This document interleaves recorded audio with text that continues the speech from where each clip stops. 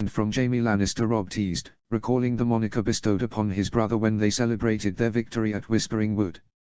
After the Karstark brothers recounted Jon's savage defeat of the Kingslayer, Sir Wendell Marndaly raised his cup and praised Jon as the White Wolf, with the rest joining in. Jon smirked and shook his head before turning to his brother. And the young wolf? The man who led the armies of the North to victory against the Lannisters at 15, Jon shot back, recalling Robb's own titles of honor. The two brothers grinned and tittered as Robb sat upon the rock by Jon's side. As the gentle laughs died out, Jon's eyes drifted back to the flowing water of the Tumblestone and the smile on his face began to melt away. "Are you all right?" Robb asked in a serious but gentle tone as he nudged his brother's arm with his elbow, causing the mail and steel pauldrons on the two to clink. Jon hesitated for a moment, his eyes darting to his surroundings as though he were trying to avoid eye contact with Robb at first. "Do you remember what our father told us about the wolf's blood?" Jon asked. Robb thought for a moment. The wolf's blood was what their father called the source for certain traits that ran through the Stark family, traits to be willful, wild, temperamental, stubborn, rebellious, and also to be aggressive. It was Lord Eddard's own father, Rickard, who first told him of it. Lord Eddard said that his sister Lyanna, who he spoke of rarely, had a touch of the wolf's blood. His brother Brandon on the other hand had a little more than a touch, and Robb and Jon's own sister Arya was filled with the wolf's blood. But Eddard had also said that it was the hot-running wolf's blood that led to Brandon and Lyanna's early deaths. "I remember," Robb confirmed. "I thought about it when the men talked about how you defeated Jaime Lannister. They said they'd never seen a hand and a half a sword wielded with such power. Torrhen and Eddard said they had to tear you off him." Jon was slow to speak, almost seeming embarrassed. "Truth be told, I only remember the first 2 blows after I took his hand. After he admitted what he did to Bran. I lost control, everything became impulsive, I was so angry, I felt like I needed to kill him. The need for him to be dead at my feet was desperate, like the need for air after holding your breath for too long." Robb thought for a moment, unsure what to say. Nothing his lord father had ever told him about the wolf's blood accounted for such ferocity. Robb rested his gauntlet hand on Jon's pauldron-covered shoulder, causing a clinking sound.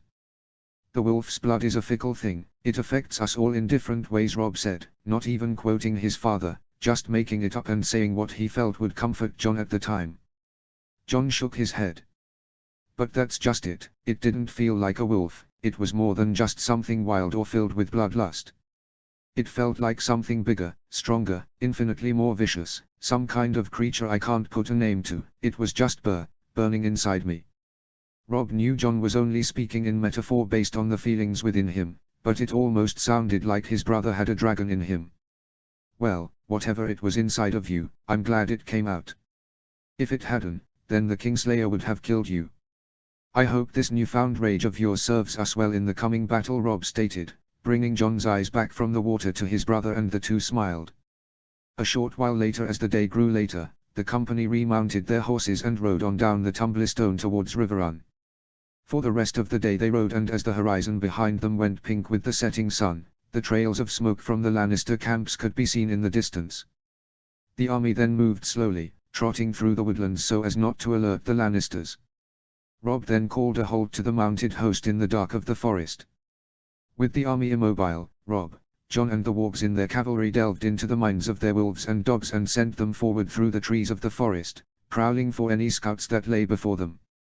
Through the eyes of Grey Wind, Robb saw 3 Lannister scouts fall prey to his dire wolf's fangs and watched as a fleeing scout was brought down by Ghost pouncing from the scrub of the forest.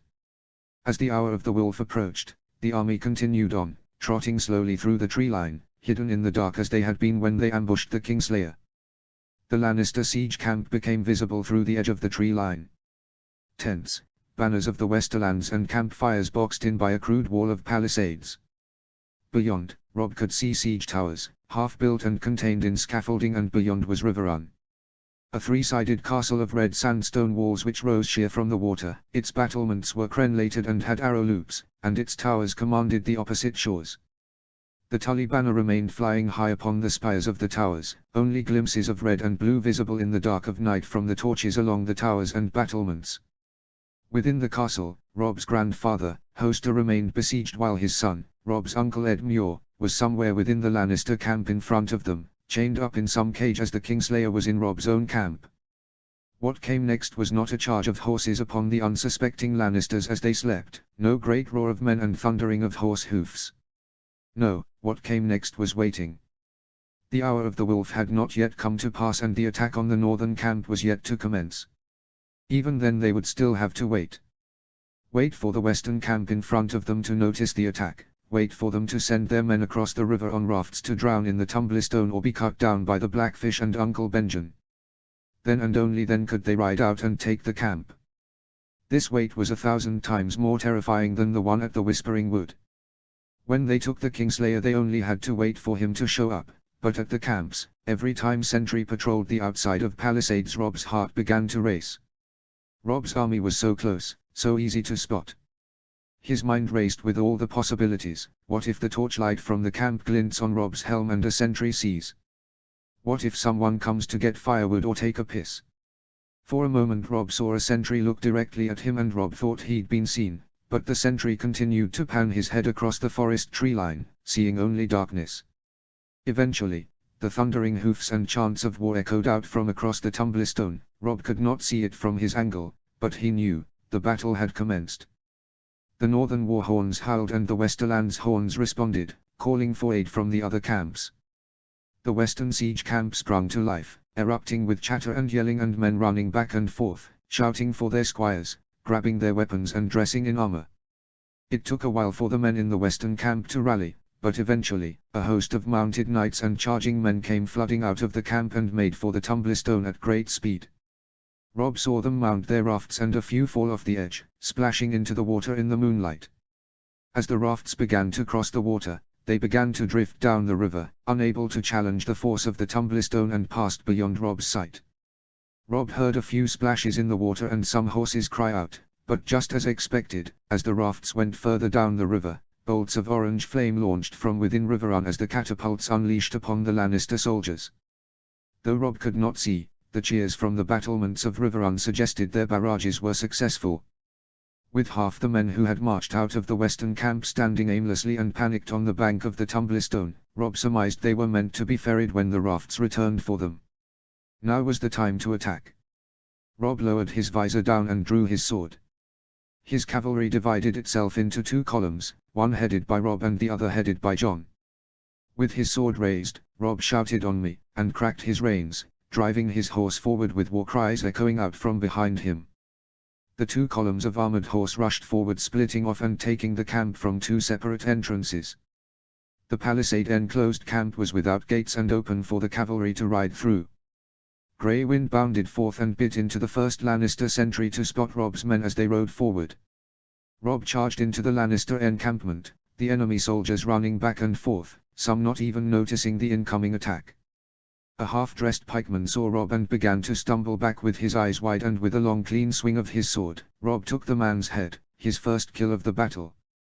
As Robb led his men through the western entrance of the camp, Jon's column came up through the south entrance and the two units of horsemen began to fan out, running down the disorganized Lannister men as they fanned through the rows of tents. A horseman came riding at Robb wielding a flail, dressed in no more than his shirt, trousers, boots, a shirt of mail, one gauntlet and a helm. Robb ducked his head as the flail passed him by, and as Robb circled around he drove his sword into the attacking horseman's throat. Robb's second kill. 1 kill became 2 kills, 2 kills became 5, 5 became 10, and soon Robb lost count as riders and footmen charged him and he struck them down. In the middle area of the camp, near a command tent bearing the banner of the Purple Unicorn, a shield wall of knights, pikesmen and infantry gathered together, bearing pikes, spears and lances cobbled together in a defensive formation. A small cluster of northern riders and some wolves of the wargs in Robb's cavalry tried to charge the shield wall but were all slain upon their pikes. The two columns of Northmen met in the middle of the camp with many of the rows of tents around them beginning to burn. The shield wall was built of 3 sides, facing northwest and south, leaving the eastern side open, but Robb saw no path to reach it through the maze of tents. Before Robb could issue commands to his men to flank the shield wall, a charging Lannister footman came lunging at him, sword drawn. Robb and the footman traded parries and strikes before Robb finally stuck him through the chest with his sword. Riverrun, a voice shouted out in the distance, followed by a unified cry of soldiers. Rob traced the voice back to the direction of its source with his eyes and saw, storming down the central path of the camp, charging from the eastern entrance which the shield wall had left open, an assortment of rivermen, both knights and men at arms. The besieged garrison from within Riverrun, the armies of the Riverlords who had taken shelter within the castle when the Kingslayer's army first attacked, they'd rallied and charged their attackers. At the head of the host of rivermen was a thin and tall man mounted on a horse. He wore no helm, revealing a close-cropped salt and pepper beard, a hook nose and long black hair. He wore a bright yellow armor inlaid with jet in elaborate vine and leaf patterns and a long black cloak that seemed to be made from raven feathers. The shield wall turned and scattered as the rivermen charged them, some trying to form a new shield wall to block their rear while others held position, causing the shield wall to collapse into confusion and disarray. Rob took the opportunity and raised his sword, giving out a mighty war cry before leading his men into the ranks of fumbling Lannisters, cutting them down as they were enveloped by the Rivermen and Northmen. The Lannisters collapsed under the force of Rob's army. The men who had been left behind on the southern bank of the Tumblestone returned only to be cut down as they reentered their own camp. As the last remnants of their enemies dwindled, they began to run from their own crumbling camp, chased by a cheering horde of northern warriors and rivermen knights. The war companions were led out by Grey Wind and Ghost, pouncing upon the fleeing Lannister men and spears and swords striking the Kingslayer's fleeing soldiers from behind as they were rode. Rob's army was victorious. "Lord Stark," a voice called out. "Lord Stark," Rob thought, "Father." Rob's heart fluttered with joy as his head turned, his smile hidden beneath his helmet as he turned and looked for his father as though he expected to see him riding through the camp, fully armored and brandishing ice in his hand. Alas, Rob did not see his father but did see the dark-haired man in the yellow suit of armor who led the rivermen, trotting towards Rob. A depressing realization settled in as Rob understood that he was the Lord Stark being called for, a borrowed title while his father was still a prisoner of King Joffrey. Rob began to feel embarrassed as he realized it was foolish to think that his father would be found in the Lannister siege camp so far from King's Landing. Rob lifted the visor of his helm and noticed the man in yellow armor, who Rob had lost sight of during the battle for a while, was now sharing his saddle with a man who sat behind him. A stocky-built man with unkempt and dirty auburn hair, deep blue eyes and a thick tangled fiery red beard. He seemed like he had not washed himself in weeks and was dressed in a tattered shirt and trousers and a bandage with a spot of dried blood wrapped around his thigh. Rob felt the man seemed very familiar but he could not think why. Lord Tytos Blackwood of Raventree, the dark-haired man in yellow armor, introduced himself, presenting his hand. "Rob Stark, son of Lord Eddard of Winterfell," Rob replied, taking the hand and shaking his new comrade's hand happily. "Your men were of great aid to us tonight, my lord. I am in your debt." "You owe me no debt, my lord," Blackwood replied as he shook his head. "The honor to fight beside the blood of Karla is worth more than gold." Rob was taken aback, for he did not expect to hear a lord of the Riverlands speaking the old tongue of the first men. The Blackwoods were well known as devout worshippers of the old gods when the other Riverlords turned to the Seven during the Andal invasion, but Rob was caught off guard by how devout they truly remained. "Skarn watch over you, my lord," said Rob, in the old tongue. "And you," Blackwood replied, bowing his head. "Who is this?" asked Rob, turning to the messy red-haired man sharing Lord Blackwood's saddle. Lord Blackwood hesitated to speak, seeming confused for a moment. The red-haired man began to laugh as he lifted his head. "Don't recognize me, do you, lad? Seems a bit insulting since my sister passed my visage on to you. After all, surely you don't think you got that red beard and those blue eyes from Ned's side?" the man japed. At that moment, Rob thought himself so witless he'd make Hodder an archmaester by comparison. "Uncle," Rob acknowledged, realizing who he was speaking to, his face feeling flushed with embarrassment. Rob's uncle, Sir Edmure Tully, captured during the Kingslayer's attack on Riverrun. It seemed at some point during the battle after the Riverrun garrison joined the fray, Lord Tytos had rescued Sir Edmure. "Hello Rob," Edmure said with a smile. "I have long looked forward to meeting you, nephew. Though not like this." Edmure's eyes looked around the battlefield and his eyes moved to the blood-covered sword in Rob's hand. With that comment, Rob could see his uncle's resemblance to his mother all the more clearly. "Let's get you back to Riverrun," Rob suggested. Rob and Lord Tytos rode through the camp, weapons and armor being piled up by Rob's men and the makeshift prisoner stockades being emptied of rivermen and filled back up with Westermen. As they rode out of the camp, Rob spotted the siege towers and battering ram under construction between the camp and Riverrun now flaming as the Great Yon and some northern riders cheered and waved their torches around. Rob looked to the Tumblestone and saw on the north bank, cheering men and giants and the Blackfish waving his sword that glinted in the moonlight, meaning the northern camp had been destroyed. When Rob looked out across the Red Fork to the east, he saw flames glowing from within the third camp and a trail of horses and men fleeing southward. Rob had sent no men to attack the third camp. Had they burned their own camp? Was it the freeriders fleeing south or the Westermen? The Red Fork stood between them and the third camp, which meant there was nothing to be done for now, and Rob continued on to Riverrun. As Rob trotted across the drawbridge, guards and servants from the battlements threw bundles of garden flowers down upon the ground and cheered and clapped, welcoming Robin and welcoming Sir Edmure home. A much better reception than the glares from the battlements of the twins. It took a while for Rob's lords and battle guard to join him, and even longer for them to open the water gate and ferry the lords and knights from the army on the northern shore into Riverrun. There Rob met with Sir Brynden, his uncle Benjen and the others who destroyed the northern camp.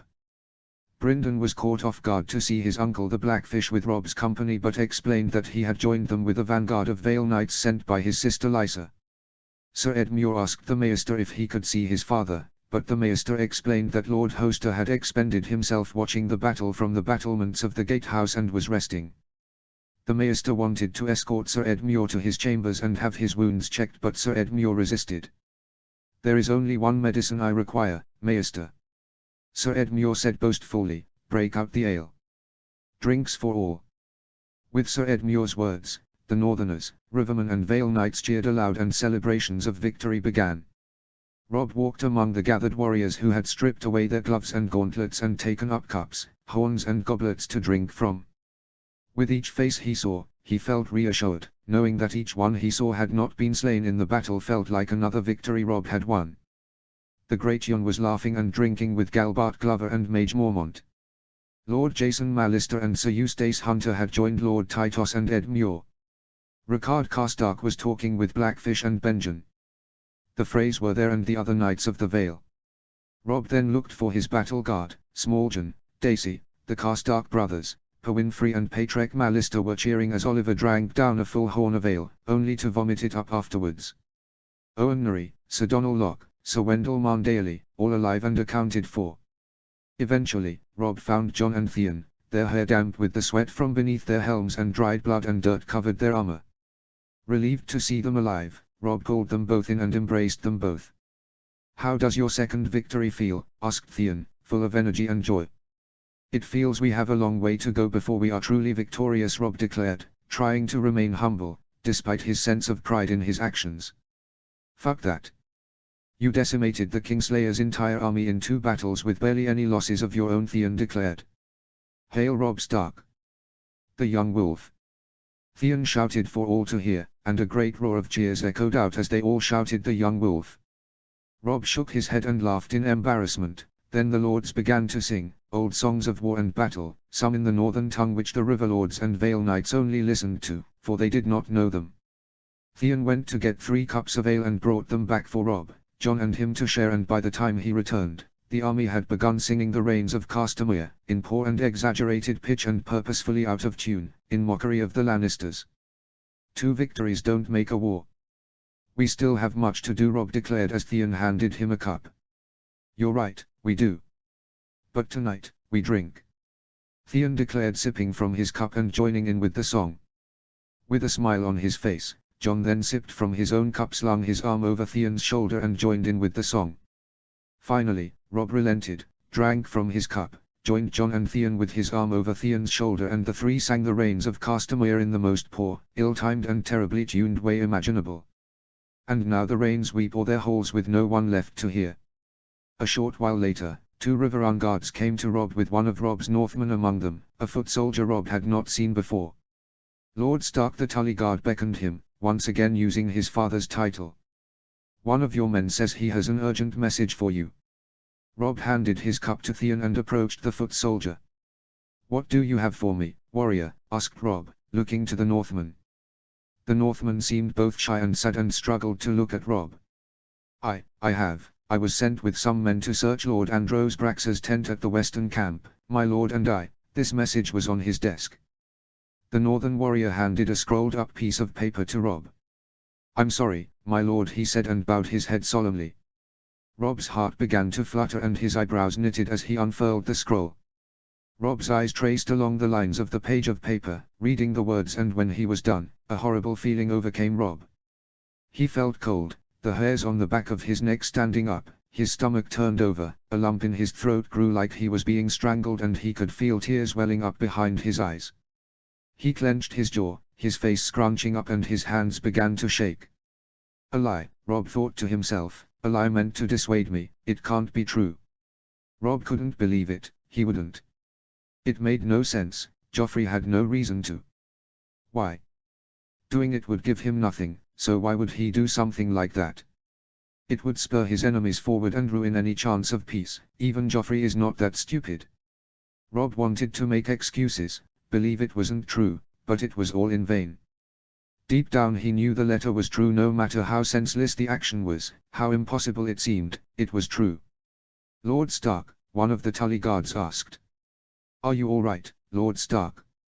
Lord Stark, a title Rob had borrowed while his father was imprisoned, but borrowed no more. Rob was now Lord of Winterfell and Warden of the North, head of his house and defender of his family, all inherited from his now late father, the Honourable Lord Eddard Stark.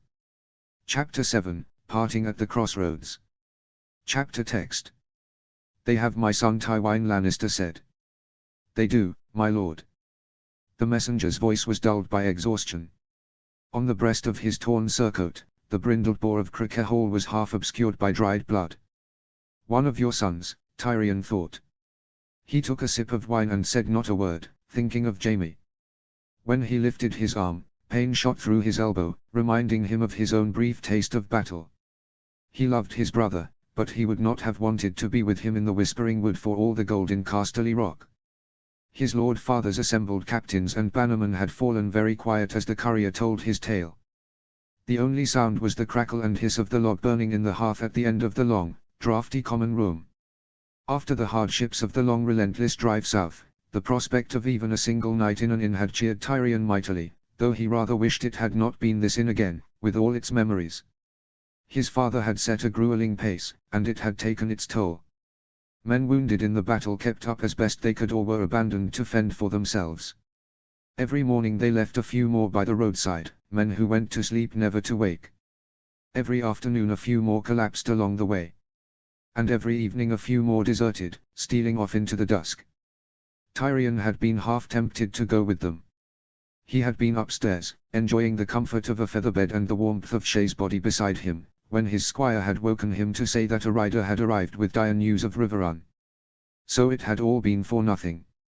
The rush south, the endless forced marches, the bodies left beside the road, all for naught. Robb Stark had reached Riverrun days and days ago. How could this happen? Sir Harris Swyft moaned. How? Even after the Whispering Wood, you had Riverrun ringed in iron, surrounded by a great host. What madness made Sir Jaime decide to split his men into 3 separate camps? Surely he knew how vulnerable that would leave them. Better than you chinless craven, Tyrion thought. Jaime might have lost Riverrun, but it angered him to hear his brother slandered by the likes of Swyft, a shameless lickspittle whose greatest accomplishment was marrying his equally chinless daughter to Sir Kevan, and thereby attaching himself to the Lannisters. I would have done the same, his uncle responded a good deal more calmly than Tyrion might have. You have never seen Riverrun, Sir Harris, or you would know that Jaime had little choice in the matter. The castle is situated at the end of the point of land where the Tumblestone flows into the Red Fork of the Trident. The rivers form 2 sides of a triangle, and when danger threatens, the Tullys open their sluice gates upstream to create a wide moat on the 3rd side, turning Riverrun into an island. The walls rise sheer from the water, and from their towers, the defenders have a commanding view of the opposite shores for many leagues around. To cut off all the approaches, a besieger must need to place 1 camp north of the Tumblestone, 1 south of the Red Fork, and a 3rd between the rivers, west of the moat. There is no other way, none. Sir Kevan speaks truly, my lords, the courier said. We'd built palisades of sharpened stakes around the camps, yet it was not enough, not with no warning and the rivers cutting us off from each other. They came down on the north camp first, led by giants. Real massive hairy giants. Had they not faced the same creatures when they engaged the Northerners at the Green Fork, the poor courier might have been laughed out of the tent. No one was expecting an attack. Mark Piper had been raiding our supply trains, but he had no more than 50 men. Sir Jamie had gone out to deal with them the night before, well, with what we thought was them. We were told the Stark host was east of the Green Fork, marching south. And your outriders? Sir Gregor Clegane's face might have been hewn from rock. The fire in the hearth gave a somber orange cast to his skin and put deep shadows in the hollows of his eyes. They saw nothing. They gave you no warning. The blood-stained messenger shook his head. Our outriders had been vanishing. Mark Piper's work, we thought. The ones who did come back had seen nothing. A man who sees nothing has no use for his eyes, the mountain declared. Cut them out and give them to your next outrider. Tell him you hope that 4 eyes might see better than 2, and if not, the man after him will have 6. Lord Tywin Lannister turned his face to study Sir Gregor. Tyrion saw a glimmer of gold as the light shone off his father's pupils, but he could not have said whether the look was one of approval or disgust. Lord Tywin was oft quiet in council, preferring to listen before he spoke, a habit Tyrion himself tried to emulate. Yet this silence was uncharacteristic even for him, and his wine was untouched. You said they came at night, Sir Kevan prompted. The man gave a weary nod. The Blackfish led the van, cutting down our sentries and giants, clearing away the palisades for the main assault. By the time our men knew what was happening, riders were pouring over the ditch banks and galloping through the camp with swords and torches in hand. I was sleeping in the west camp, between the rivers. When we heard the fighting and saw the tents being fired, Lord Brax led us to the rafts and we tried to pole across, but the current pushed us downstream and the Tullys started flinging flaming rocks doused in oil at us with the catapults on their walls. I saw 1 raft smashed to kindling and 3 others overturned, men swept into the river and drowned, and those who did make it across found the Starks waiting for them on the river banks. Sir Flamant Brax wore a silver and purple tabard and the look of a man who cannot comprehend what he has just heard. My lord father. Sorry, my lord, the messenger said. Lord Brax was clad in plate and mail when his raft overturned. He was very gallant.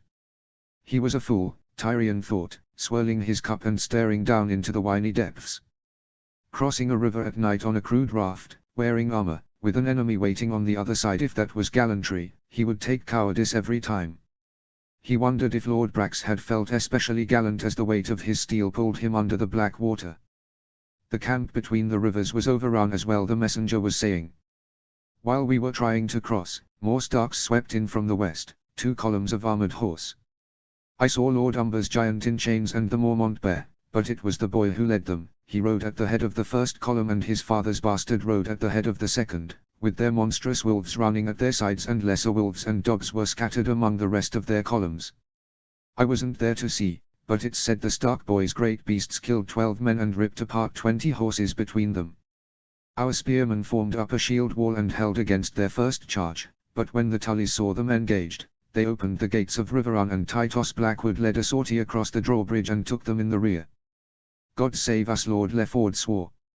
Tyrion and Kevan exchanged looks of revolt, both disgusted that Lord Lefford would even make his voice heard after his blunder at the Green Fork that almost cost them the battle. Great Jon Umber fired the siege towers we were building, and Lord Blackwood found Sir Edmure Tully in chains among the other captives, and made off with them all. Our south camp was under the command of Sir Forley Prester. He retreated in good order when he saw that the other camps were lost, with 2,000 spears and as many bowmen, but the Tiroshi sellsword who led his freeriders struck his banners and went over to the foe. Curse the man. His uncle Kevan sounded more angry than surprised. I warned Jaime not to trust that one. A man who fights for coin is loyal only to his purse. Lord Tywin wove his fingers together under his chin. Only his eyes moved as he listened. His bristling golden side whiskers framed a face so still it might have been a mask, but Tyrion could see tiny beads of sweat dappling his father's shaven head. How could it happen? Sir Harris Swyft wailed again. Sir Jaime taken, the siege broken, this is a catastrophe. Is it true, what has been said about Sir Jaime? Asked Sir Adam Marbrand. I only know what I heard. We didn't even know Sir Jaime had been captured or that his force had been ambushed until after we were routed at Riverrun. Some escaped prisoners taken during the Whispering Wood caught up with us during the retreat. They say the second boy, Ned Stark's bastard, they say he is the most savage of the northern barbarians, that he killed Sir Titos Brax. Sir Flamant covered his eyes with despair at hearing of his brother's demise in addition to his father's. Then he cut Sir Jaime's sword hand off in battle and fed it to his white wolf. The courier had confirmed all that had been reported about the Battle of the Whispering Wood, and Lord Tywin's expression remained difficult to read. His gold-glinting eyes either seemed full of anger or sorrow, but knowing his father, Tyrion surmised to be the former. One of the escapees said that the bastard went feral and tried to maul Sir Jaime, and 2 Karstark warriors had to peel him off. Not Jon, Tyrion thought, starting to question the validity of the tale.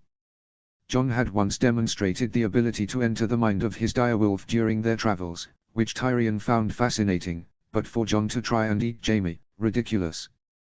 The idea that Jon could even beat Jaime in a sword fight was hard to believe in itself. Jon was just a boy, a good one, but not as experienced or as skilled as Jaime, surely. What can we do? Jaime's host is all slaughtered or taken or put to flight, and the Starks and the Tullys sit squarely across our line of supply. We are cut off from the west. They can march on Casterly Rock if they so choose, and what's to stop them? Furthermore, there are these troubling reports from our scouts. Apparently, all the time we were marching south to aid Sir Jaime, a host of 5,000 men has amassed at the Bloody Gate, and some of the other survivors said they saw Knights of the Vale fighting for the Starks at the wood and the camps. If this Vale host joins with the northern army we fought at the Fork, it will completely cancel out the numbers we took in that battle. My lords, we are beaten. We must sue for peace. Peace. Tyrion swirled his wine thoughtfully, took a deep draught, and hurled his empty cup to the floor, where it shattered into 1,000 pieces. There's your peace, Sir Harris.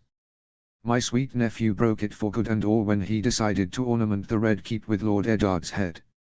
You'll have an easier time drinking wine from that cup than you will convincing Robb Stark to make peace now. He's winning, or hadn't you noticed? 2 battles do not make a war, Sir Adam insisted. We are far from lost. I should welcome the chance to try my own steel against this Stark boy. Perhaps they would consent to a truce, and allow us to trade our prisoners for theirs, offered Lord Lefford.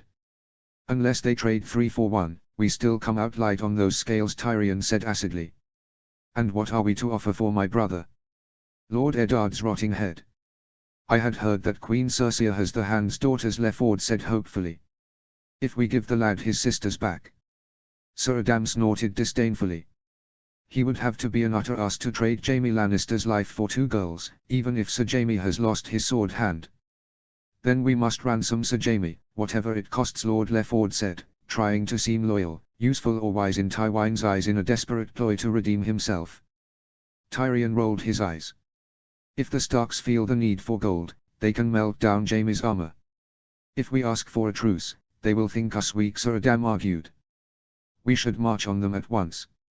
Surely our friends at court could be prevailed upon to join us with fresh troops, said Sir Harris. And someone might return to Casterly Rock to raise a new host. Lord Tywin Lannister rose to his feet. They have my son, he said once more, in a voice that cut through the babble like a sword through suet. Leave me. All of you. Ever the soul of obedience, Tyrion rose to depart with the rest, but his father gave him a look. Not you, Tyrion. Remain. And you as well, Kevan. The rest of you, out. Tyrion eased himself back onto the bench, startled into speechlessness. Sir Kevan crossed the room to the wine casks. Uncle Tyrion called, if you would be so kind. Here. His father offered him his cup, the wine untouched. Now Tyrion truly was nonplussed. He drank.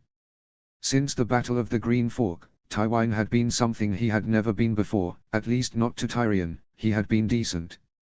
Lord Tywin seated himself. You have the right of it about Stark. Alive, we might have used Lord Eddard to forge a peace with Winterfell, Riverrun and the Eyrie, a peace that would have given us the time we need to deal with Robert's brothers. Dead, his hand curled into a fist. Madness. Rank madness and stupidity. Joff's only a boy, Tyrion pointed out. At his age, I committed a few follies of my own. His father gave him a sharp look. I suppose we ought to be grateful that he... Tywine stopped himself and cleared his throat. Tyrion and his uncle exchanged vexed looks, neither of them having ever seen Lord Tywine fumble his words before. I suppose we ought to be grateful that he has only committed one folly so far. Hopefully, we can put an end to any further stupidity before the boy gets us all killed. Cersei might have made that quite difficult with her recent choices, Tyrion declared. It's hard to put a leash on a dog when you've put a crown on its head. Tywine gave a stern HMPH, which sounded like a cross between a laugh and grunt. A lesson I learned from Aerys many years ago, Tywine declared. Our position is worse than you know, his father went on. As far as dogs with crowns go, it would seem we have a new king. Sir Kevan looked poleaxed. A new who? What have they done to Joffrey? The faintest flicker of distaste played across Lord Tywine's thin lips. Nothing, yet. My grandson still sits the Iron Throne, but the eunuch has heard whispers from the south. Renly Baratheon wed Margaery Tyrell at Highgarden this fortnight past, and now he has claimed the crown. The bride's father and brothers have bent the knee and sworn him their swords. Those are grave tidings. When Sir Kevan frowned, the furrows in his brow grew deep as canyons. My daughter commands us to ride for King's Landing at once, to defend the Red Keep against King Renly and the Knight of Flowers. His mouth tightened. Commands us, mind you. In the name of the King and Council. How is King Joffrey taking the news? Tyrion asked with a certain black amusement. Cersei has not seen fit to tell him yet, Lord Tywine said. She fears he might insist on marching against Renly himself. With what army? Tyrion asked. You don't plan to give him this one, I hope. He talks of leading the city watch, Lord Tywine said. If he takes the watch, he'll leave the city undefended, Sir Kevan said. And with Lord Stannis on Dragonstone. Yes. Lord Tywine looked down at his son. I had thought you were the one made for Motley, Tyrion, but it would appear that I was wrong. Why, father, said Tyrion, that almost sounds like praise. He leaned forward intently.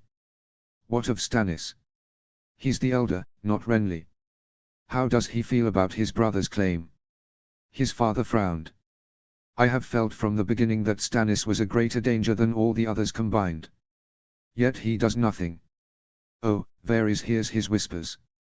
Stannis is building ships, Stannis is hiring sellswords, Stannis is bringing a Shadowbinder from Ass High. What does it mean? Is any of it true? After facing giants and beasts possessed by men, what else can we expect? He gave an irritated shrug. Kevan, bring us the map. Sir Kevan did as he was bid. Lord Tywine unrolled the leather, smoothing it flat. Jaime has left us in a bad way. Roose Bolton and the remnants of his host are north of us, as is the Vale host amassed at the Bloody Gate. Our enemies hold the Twins and Moat Cailin. Robb Stark sits to the west, so we cannot retreat to Lannisport and the Rock unless we choose to give battle. Jaime is taken, crippled, and his army for all purposes has ceased to exist, with Sir Prester and his men still bumbling about somewhere south of Riverrun. No doubt the Starks will send men to ride them down. Thoros of Myr and Beric Dondarrion continue to plague our foraging parties. To our east we have the Arryns, who have pledged for the Starks and Tullys. Stannis Baratheon sits on Dragonstone, and in the south Highgarden and Storm's End are calling their banners. Tyrion would usually make some kind of jape at this point, but found himself wanting to impress his father, which seemed a less impossible goal as of late. Stannis may be an experienced warrior, but if he wants to press his own claim and take King's Landing, he'll need more than what he can muster on Dragonstone. If Stannis claims the throne for himself, he'll go to the Stormlands, his home. Renly will presumably do the same, and if the gods are willing to take pity on us, then the Stormlands will split between them and Robert's brothers will soften their forces fighting each other rather than us, Tyrion suggested. I'm glad to see you can contribute more than just japes, Tyrion, Lord Tywine said, in an almost complimenting tone. Sir Kevan frowned over the map, forehead creasing. Robb Stark will have Edmure Tully and the Lords of the Trident with him now. Their combined power may exceed our own. And with Roose Bolton and the Vale behind us. Tywine, if we remain here, I fear we might be caught between three armies. I have no intention of remaining here. We must finish our business with young Lord Stark before Renly Baratheon can march from Highgarden. Even if he does clash with his brother, we need to be in a position to take advantage of that when one of them is victorious, which will be impossible if we're preoccupied with the northern kingdoms. Bolton does not concern me. He is a wary man, and we made him warier on the Green Fork. He will be slow to give pursuit, even with the Vale reinforcements. So, on the morrow, we make for Harrenhal. Kevan, I want Sir Adam's outriders to screen our movements. Give him as many men as he requires, and send them out in groups of 4. I will have no vanishings. As you say, my lord, but, why Harrenhal? That is a grim, unlucky place. Some call it cursed. Let them, Lord Tywine said. Unleash Sir Gregor and send him before us with his reavers. Send forth Vargo Hoat and his freeriders as well, and Sir Amory Lork. Each is to have 300 horse. Tell them I want to see the Riverlands afire from the God's Eye to the Red Fork. They will burn, my lord, Sir Kevan said, rising. I shall give the commands. He bowed and made for the door. When they were alone, Lord Tywine glanced at Tyrion. A moment of silence lingered as Tyrion nervously drummed his fingers on the table. You travelled with Stark's bastard to the wall, yes? Asked Tywine. Tyrion nodded his head. The boy took your brother's sword hand and killed Sir Tytos Brax, a man who I knew to be a very skilled knight. Tell me of this White Wolf as the men are reporting him to be. I can think of nothing of tactical significance. His character was far less vicious than the men reported him to be. He mentioned he was better with a sword than his brother Robb, but not as good with a lance. He has a large white direwolf with red eyes that obeys his every command, Tyrion explained. Earlier today I heard men comparing him to the Blackfish and Sir Gregor. How does a bastard boy become the greatest swordsman in the north in 2 battles? Tywine asked. I'm no great warrior, yet I killed plenty of men in battle at the Green Fork. You should know better than I. In the commotion of battle it becomes a mix of chaos, luck, chance and advantage, and it doesn't always come down to who is the best fighter. Jon is 15 years old, Jaime probably got cocky and Jon got lucky, Tyrion explained. Knight of the Kingsguard, losing his sword hand to a whoreson bastard, Tywine grumbled, not truly angry at Jaime but rather disappointed at how the family's reputation would be affected by such an embarrassing event. A few gossiping words might be traded around, but perhaps this bastard boy will truly rise to be a great warrior. All the best swordsmen have to start somewhere. But as much as I grieve for Jaime's lost hand, perhaps some good can come of this if approached properly, Tyrion suggested. Tywine seemed intrigued. Go on, he implored his son. Joffrey, in his witlessness of dismissing Sir Barristan Selmy from the Kingsguard, has in doing so, established a precedent for it. Jaime may not be too old, but he cannot defend Joffrey with one hand.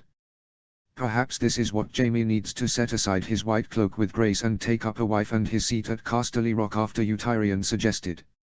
Tyrion didn't mind being displaced as his father's heir. Perhaps his father's newfound kindness towards him might stick if the little dwarf he was usually so embarrassed about was no longer his sole heir as Lord of Casterly Rock. Tywine seemed genuinely impressed with Tyrion's proposition. I always thought you were a stunted fool. Now I realize I was wrong, Lord Tywine said. A strange feeling overcame Tyrion, his heart began to beat faster and he felt that for the first time, it was as though his father could actually see him. I plan to have your mountain clansmen join the raids on the Riverlands, Tywine said, changing the subject. Your savages might relish a bit of rapine. Tell them they may ride with Vargo Hoat and plunder as they like, goods, stock, women, they may take what they want and burn the rest. They might even get a chance to kill some knights of the Vale. Telling Shagger and Tymet how to pillage is like telling a rooster how to crow, Tyrion commented, but I should prefer to keep them with me.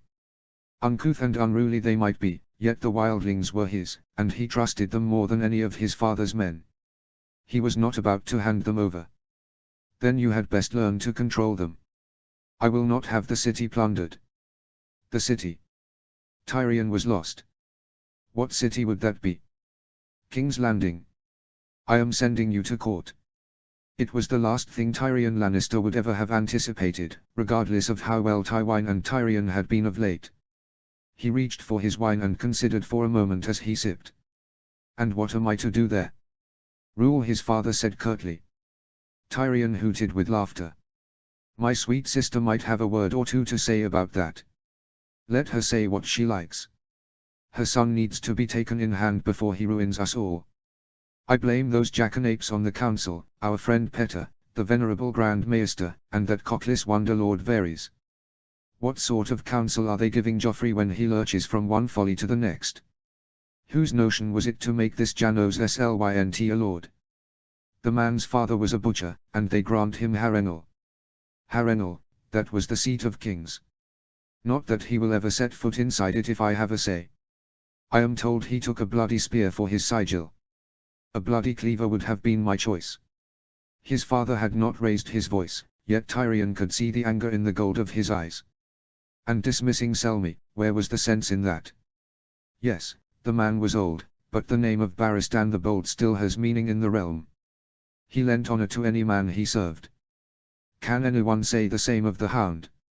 You feed your dog bones under the table, you do not seat him beside you on the high bench. This precedent of dismissing Kingscourt may serve us with Jaime true enough, but not now. He pointed a finger at Tyrion's face. If Cersei cannot curb the boy, you must. And if these counsellors are playing us false. Tyrion knew. Spikes, he sighed. Heads. Walls.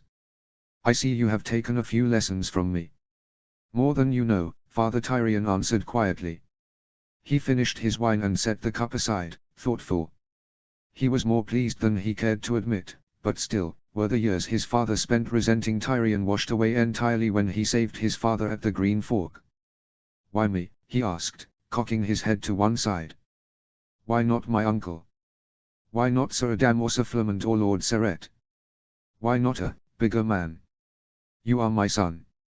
Tyrion froze in place, he could not move, he could not speak, only feel pure and utter pride, the kind of which he'd expect he'd feel if he woke up one morning and found himself taller than Jaime. Lord Tywine rose abruptly. It's time you started acting like it, and it's time, it is long past time I started treating you like it. The shards of the broken cup crunched beneath his father's heels as Lord Tywine crossed the room. I will not fail you, Father Tyrion quickly said as his father approached the door. I expect you won't. But I also expect you to represent the family with dignity. You've always wanted me to take you seriously, now I need you to do the same, which means you will not take the whore to court. Tyrion sat alone in the common room for a long while after his father was gone. Finally, he climbed the steps to his cozy garret beneath the bell tower. The ceiling was low, but that was scarcely a drawback for a dwarf. From the window, he could see the gibbet his father had erected in the yard. The innkeep's body turned slowly on its rope whenever the night wind gusted. Her flesh had grown as thin and ragged as Lannister hopes. Shae murmured sleepily and rolled toward him when he sat on the edge of the feather bed. He slid his hand under the blanket and curled himself around her body, and her eyes opened. Lord, she said with a drowsy smile. Tyrion kissed her. I have a very important task for you, sweetling, he whispered. Anything for you, my giant, she said gently, wrapping her arms around his head. Tyrion smiled. I need you to fuck me like it's my last night in this world. Shae looked at Tyrion and knitted her eyebrows. But it's not your last night, Lord. Tyrion smiled and shook his head. But it is my last one with you, my dear. Chapter 8, The White Wolf. Chapter text. Lord Stark's death had struck everyone in a different manner. Benjen took to standing alone on the battlements of Riverrun and looked northward for hours on end. Theon vented his rage through training some of the soldiers in the Riverrun garrison, yelling at them and throwing them down when they did something wrong as they sparred with him. Robb went to an old oak tree on a hill not far from Riverrun and took to hacking against the wood wildly through the tears. When Lady Catelyn arrived at Riverrun, she quelled his anger and comforted him.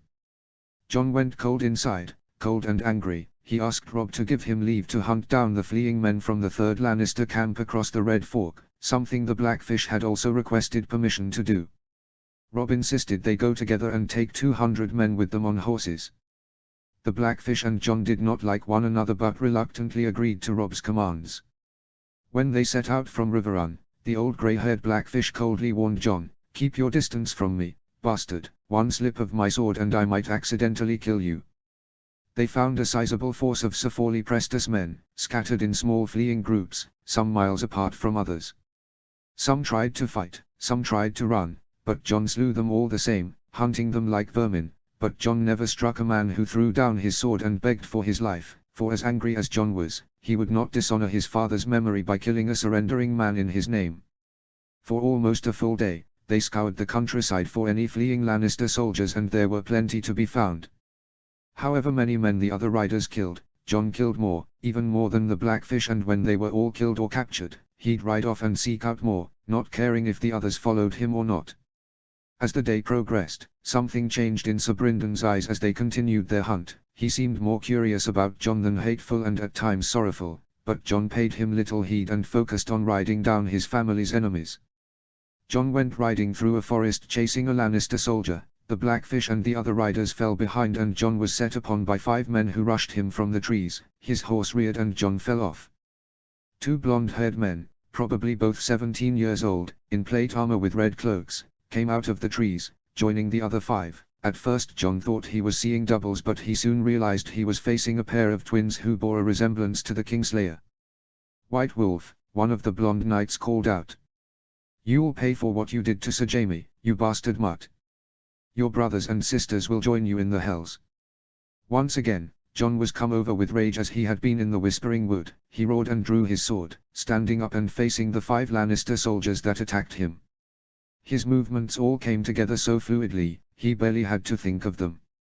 He blocked and parried their strikes, and his attacks seemed intensely aggressive. He split one of his opponent's skulls, kicked his leg into a joint of another's leg, and heard something crack as he stumbled forward onto Jon's blade.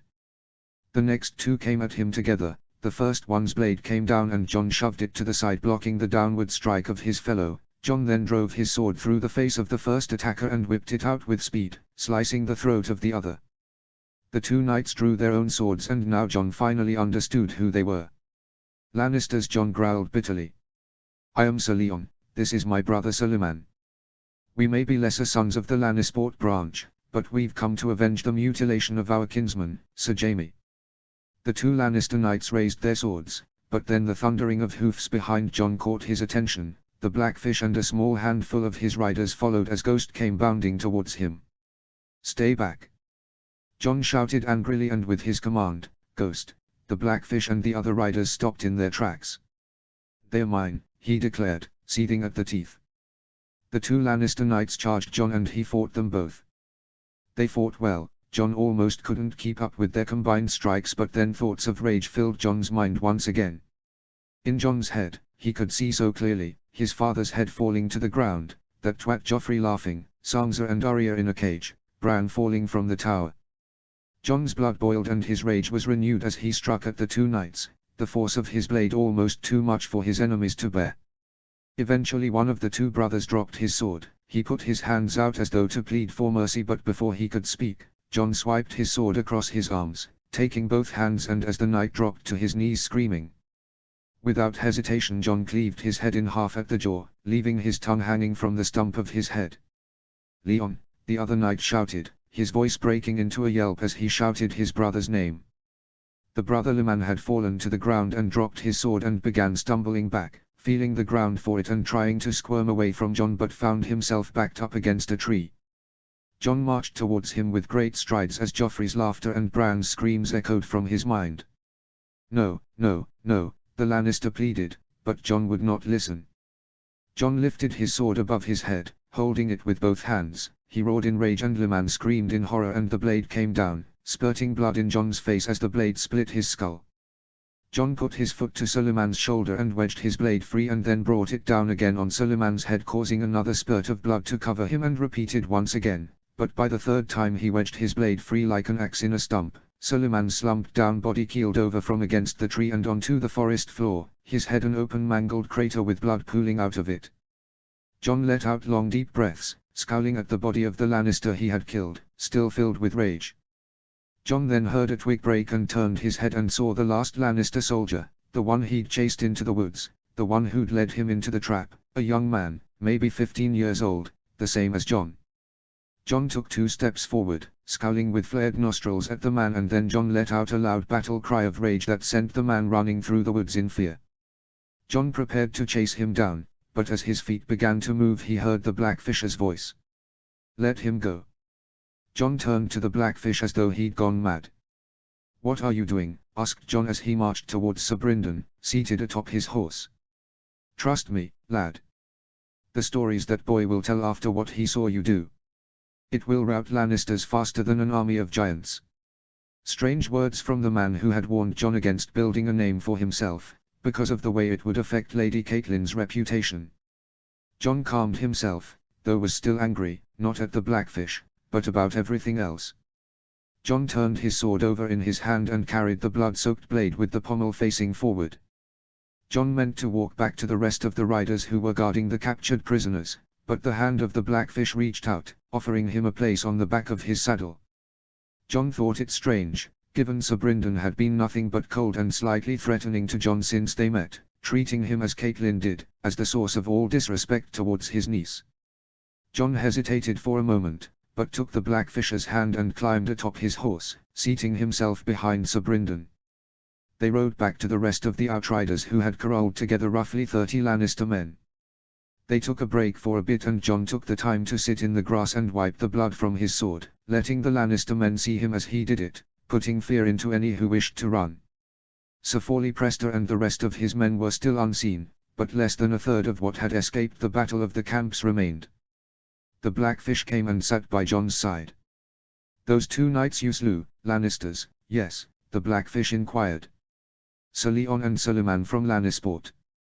"Twins, I'm fairly certain," Jon replied. The Blackfish nodded his head. "Some of the lads say you killed over 50 men, others say 100. "I didn't count," Jon replied. "Did it make you feel any better?" the Blackfish asked softly. Jon shook his head. "None of it. I thought it would help, but I could kill 1,000 of them and it wouldn't change anything. My father would still be." Jon closed his eyes tight and pinched the bridge of his nose, trying desperately not to cry in front of the Blackfish. Then, the last thing Jon expected to happen came to pass. The Blackfish rested his hand on Jon's shoulder. "It's all right, lad," he said gently. Jon did not understand it. The Blackfish had been nothing but hateful to Jon. Why was he now being so kind? "What is this? Some kind of trick?" Jon inquired cautiously, looking at the Blackfish. "No. It's an apology, lad," the Blackfish declared. "Catelyn, she's always been very important to me. Despite my struggles with my brother, I love my family very much. For that, I treated you harshly, for the shame you brought to her. You are a son of Ned Stark, not born of Catelyn." Jon looked out to the countryside of the Riverlands, filled with valleys and forests and rivers. These were the lands where Lady Catelyn grew up, and Jon wondered if for the shame he brought to Lady Catelyn he would be forgotten or hated in these lands, regardless of however much he did to save them from the Lannisters.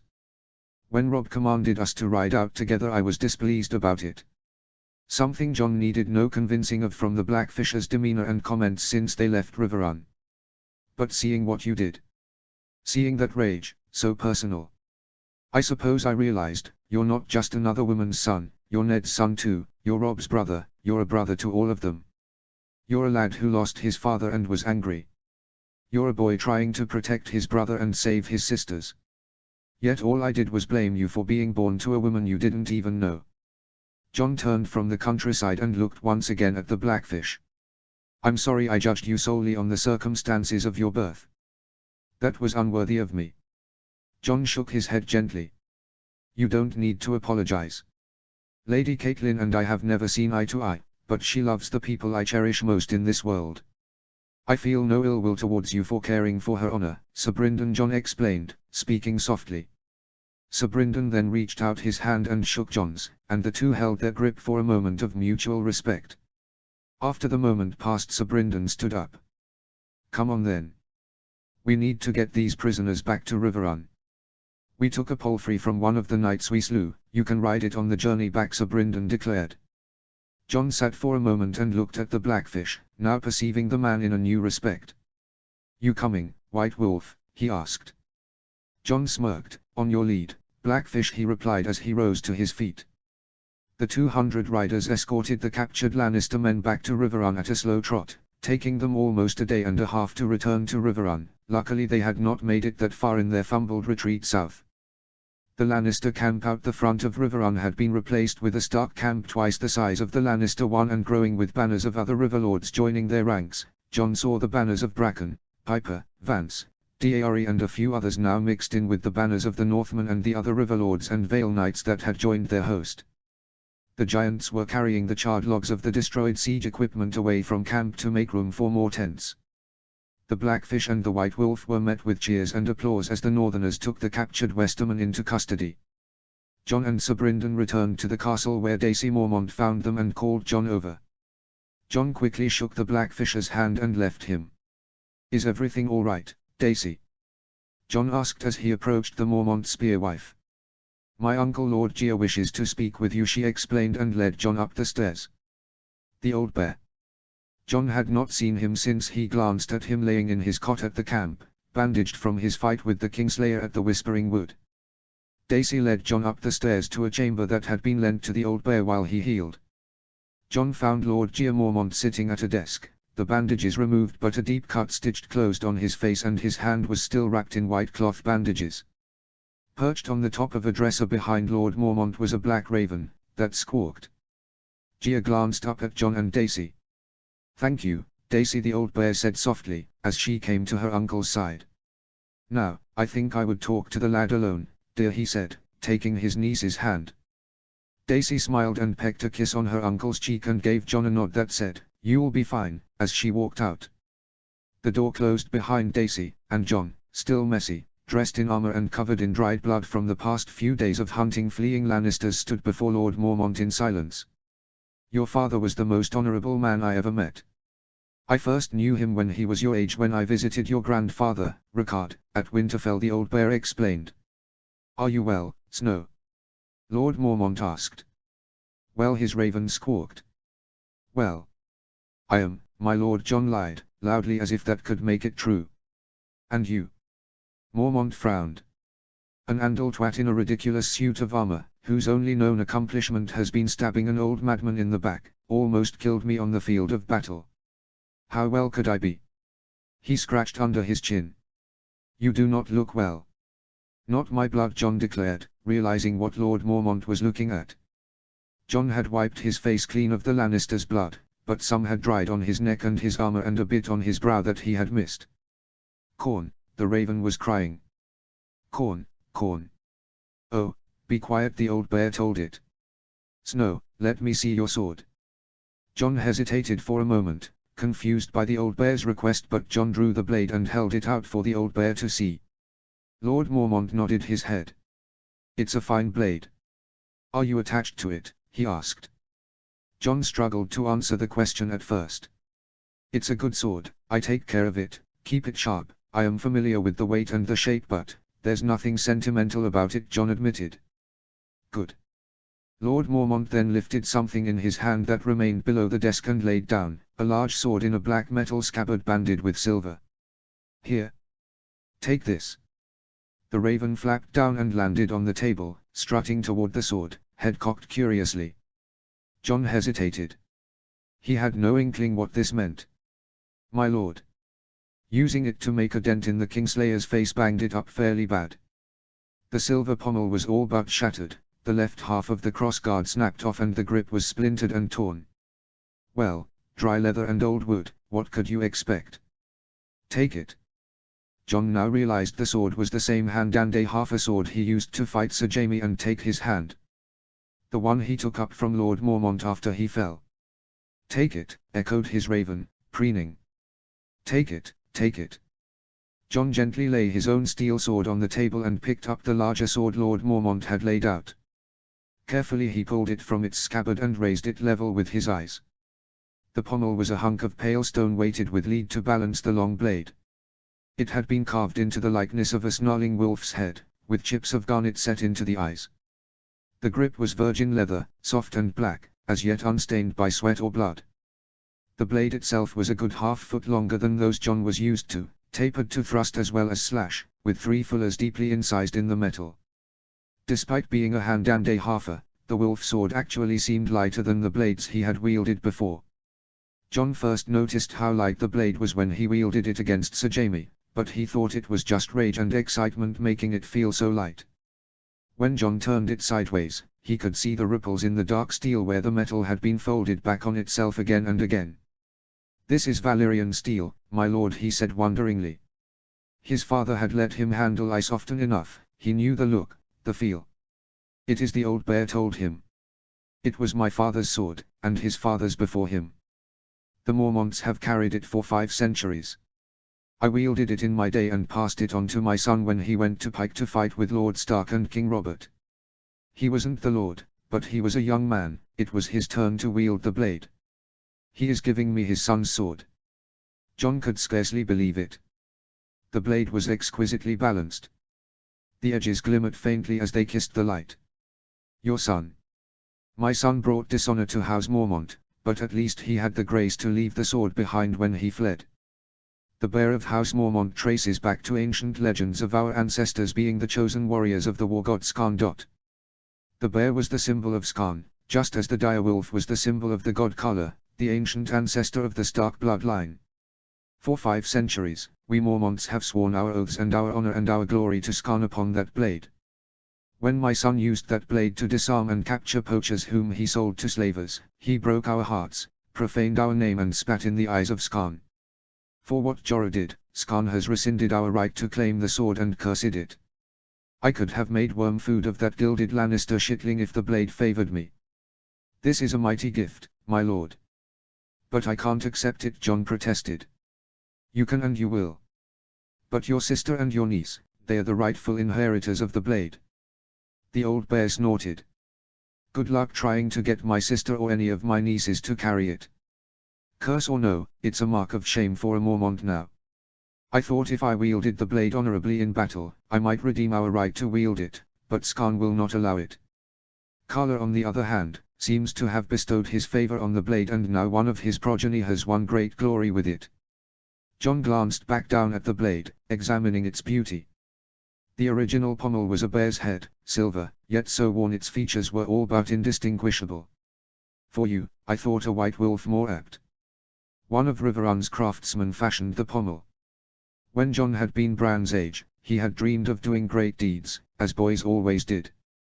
The details of his feats changed with every dreaming, but quite often he imagined saving his father's life. Afterward Lord Eddard would declare that John had proved himself a true Stark, and place ice in his hand. Even then he had known it was only a child's folly, no bastard could ever hope to wield a father's sword. Even the memory shamed him. What kind of man stole his own brother's birthright? "I have no right to this," he thought, "no more than to be Lord of Winterfell." This sword was no different, even if mighty Skarn did revoke the Mormont's right to wield it, that did not make John its rightful wielder because he found it on the battlefield and used it in a fit of rage. "My lord, you honor me, but—" "Spare me your buts, boy," Lord Mormont interrupted. "I would not be sitting here were it not for you. You fought bravely, and more to the point, you fought well. 15 years old and you defeated a Kingsguard knight in single combat." Personally, John thought his victory was more to do with luck, rage and the Kingslayer's arrogance than skill. "A sword's small payment for a life," Mormont concluded. "Take it, I'll hear no more of it, is that understood?" "Yes, my lord." The soft leather gave beneath John's fingers as if the sword were molding itself to his grip already. He knew he should be honored, and he was, and yet. He is not my father. The thought leapt unbidden to John's mind. Lord Eddard Stark is my father. I will not forget him, no matter how many swords they give me. Yet he could scarcely tell Lord Mormont that it was another man's sword he dreamt of. "I want no courtesies either," Mormont said, "so thank me no thanks. Honor the steel with deeds, not words." John nodded. "Does it have a name, my lord?" "It did, once. Longclaw, it was called." "Claw," the raven cried. "Claw. Longclaw is an apt name." John tried a practice cut, the steel seemed to flow through the air as if it had a will of its own. "Wolves have claws, as much as bears." The old bear seemed pleased by that. "I suppose they do. You'll want to wear that over the shoulder, I imagine. It's too long for the hip, at least until you've put on a few inches. And you'll need to work at your two-handed strikes as well. There are plenty of warriors and knights here who can show you some two-handed moves. Perhaps the Blackfish, John pondered. He was one of the most revered knights alive, a legend, surely he'd know something about two-handed sword fighting. And one more thing, that's a man's sword you have there, and it will take a man to wield her. I'll expect you to act the part, lad. Yes, my lord. John slid the sword back into the silver-banded scabbard. If not the blade he would have chosen, it was nonetheless a noble gift. He stroked the raven's head with his thumb, and the bird made a contented squawking sound. Away with you. I've work to do. With that, John took his leave. The guards smiled at him from their niches as he wound his way down the turret stair, carrying the sword in his hand. Sweet steel, one man said. You earned that, Snow, another told him. John made himself smile back at them, but his heart was not in it. He knew he should be pleased, yet he did not feel it. Perhaps it was guilt over possessing a sword he had no right to, or perhaps he was still mad about his father's murder. A half-dozen of his friends were lurking outside when he came down the stairs and out to the Riverrun courtyard. Daisy Mormont was one of the first John noticed among them. Theon was there, Smalljan Umber, Torrin Carstark, Patrek Malister and Oliver Free. No sooner did he emerge than Theon called out, "Well, come about, let's have a look, Snow." "At what?" John said. Smalljan came close. "Your rosy butt cheeks, what else?" "The sword," Torrin stated. "We want to see the sword." John raked them with an accusing look. "You knew?" They all looked at Daisy, who gave an apologetic shrug. "My uncle had me take the sword down to the smiths and the craftsmen for the repairs," the spearwife said, "and you can thank the Kingslayer for the garnets. We plucked them from the eyes of the lion pommel on his sword, thought it would be fitting." John looked down at the red eyes of the white wolf pommel, just like ghosts. "Come on then, show us the sword," Patrek Malister insisted. John began to tease his friends.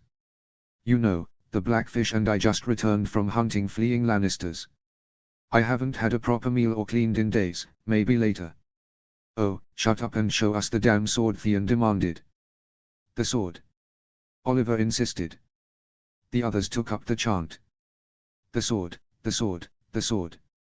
John unsheathed Longclaw and showed it to them, turning it this way and that so they could admire it. The bastard blade glittered in the pale sunlight, dark and deadly. "Valyrian steel," he declared solemnly, trying to sound as pleased and proud as he ought to have felt. After showing off the blade for a bit, John sheathed the blade once again, and after peeling himself away from his friends and comrades, he continued on to his chambers. John removed his armor, now missing a pauldron after his fall during the ambush by the Lannister twins and their men, and noticed a bruise at his side from the fall. After cleaning himself and washing all the blood and dirt off, John dried off and redressed in a black leather jerkin laced up at the front, over a dark grey linen shirt, and around his wrists he tightened a pair of black hard leather vambraces woven with ringmail. John also removed his sword scabbard from his waist belt, instead only using it to carry his dagger, and then fixed Longclaw's belt, running it diagonally across his chest, strapping Longclaw to his back as though its black and silver scabbard were a quiver. John then went down to the Riverrun armorer. He did not know when they would next march to battle, so John wanted to make sure he had a pair of pauldrons ready. The armorer showed John a number of spare shoulder armor sets that would fit him, most painted, decorated and colorful, having belonged to previous tourney night suits. Eventually, John spotted a pair of spaulders half covered by an old piece of brown cloth. "What about those?" John inquired, motioning to the pair of shoulder guards. The armorer pulled off the rag and revealed a pair of grey steel spaulders adorned with rows of spikes, like studs though the length of nails, and much sharper. They looked fairly menacing to John, and he thought about what the Blackfish said when he insisted they let the last fleeing Lannister escape, about being feared by their enemies. The spaulders would make a rather good replacement for the pauldrons he had. "How much for those?" asked John. "How much?" "They are finely made, but not of any great worth. Some hedge knight left them here years ago. For helping to liberate this castle, I'll clean them and have them sent to your chambers, my lord," the armorer declared. "Thank you," John said politely. "Lord Snow," a voice called out as a northern guardsman came towards John. "Lord Stark wishes to see you in his chambers."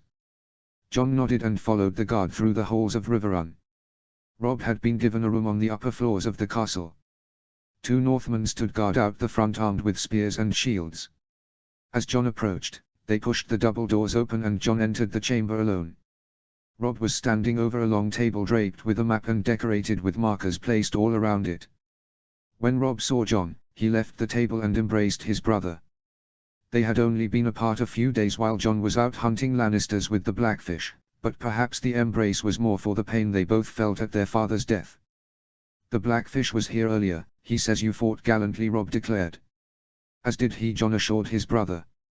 "He also said you slew two of Tywin Lannister's kinsmen, a pair of twins." Jon smirked and shook his head. "Lesser knights of the Lannisport branch, I doubt Tywin even knows their names." "Still a victory," Jon, Rob declared, walking back towards the table. "When you asked me leave to hunt down the remnants of Sir Forley Prester's host, you seemed very, did it help, hunting them down? Were you able to vent your rage?" Rob asked, sounding as the Blackfish did earlier. Jon thought for a moment and sighed. "I'm still so angry, Rob, all the time. He was everything to me. He could have cast me aside, but he chose to love me regardless of the trouble it would cause.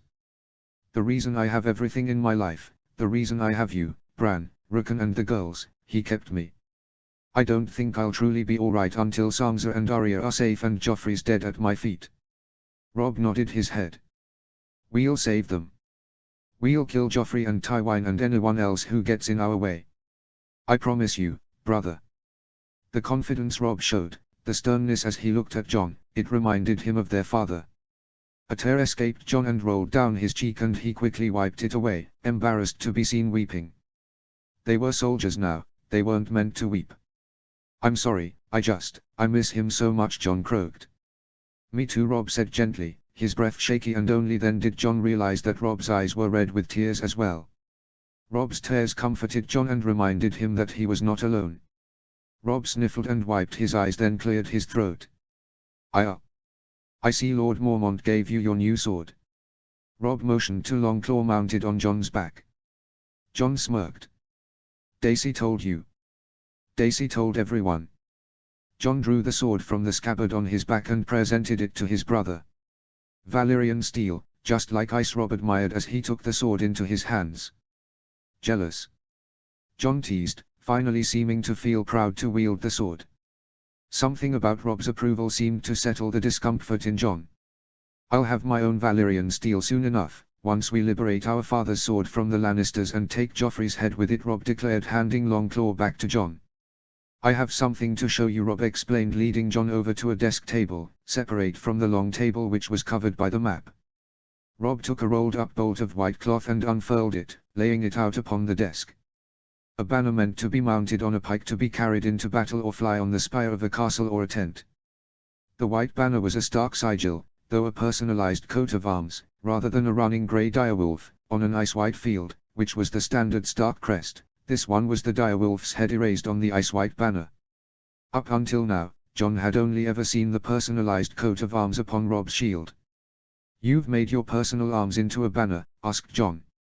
"All the northern houses carry our family banners with them into battle. When Roose Bolton fought at the Green Fork, plenty of direwolf banners were there, but I was not.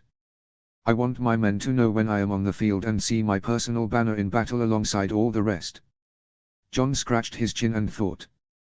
"Your personal standard could also draw the Lannisters to you when they see you on the battlefield," Jon cautioned his brother. "Good, let them come. I prefer to fight where the battle is thickest anyway," Rob declared. Jon thought Rob's words brave, but as a protective brother, he also saw arrogance in his tone. "And this is for you," Rob declared, reaching behind the desk and pulling another bolt of cloth, this one black rather than white. Rob unfurled it over his own banner and revealed a new standard that Jon had not seen before. A running ice-white direwolf with red eyes, on a black field. Jon's own coat of arms. It was standard practice in the Seven Kingdoms, to make such a banner. Bastards had no right to use the arms of their high-born families, but often they could take a sigil the same shape of their house but with reversed colors. Daemon Blackfyr, the legitimized bastard of Aegon IV, took the Targaryen sigil as his banner, but rather than a red three-headed dragon on black he took a black three-headed dragon on red. Jon's sigil wasn't quite a reverse of colors. If it had been, then it would have been a white direwolf on a field of grey, but instead the field was black and the eyes of the direwolf were red. The red eyes were obviously a reference to Ghost, like the garnets in the eyes of Longclaw's pommel. The Field of Black was probably a reference to the Night's Watch that Jon revered so much and told Robb many times that he'd have joined the Brotherhood had it never have been disbanded. Jon was partial to black cloaks, garments and armor after all. The Blackfisher's voice whispered from within Jon's head, "The stories that boy will tell after what he saw you do. It will rout Lannisters faster than an army of giants." The White Wolf, Jon thought, liking the sound of his new epithet more and more.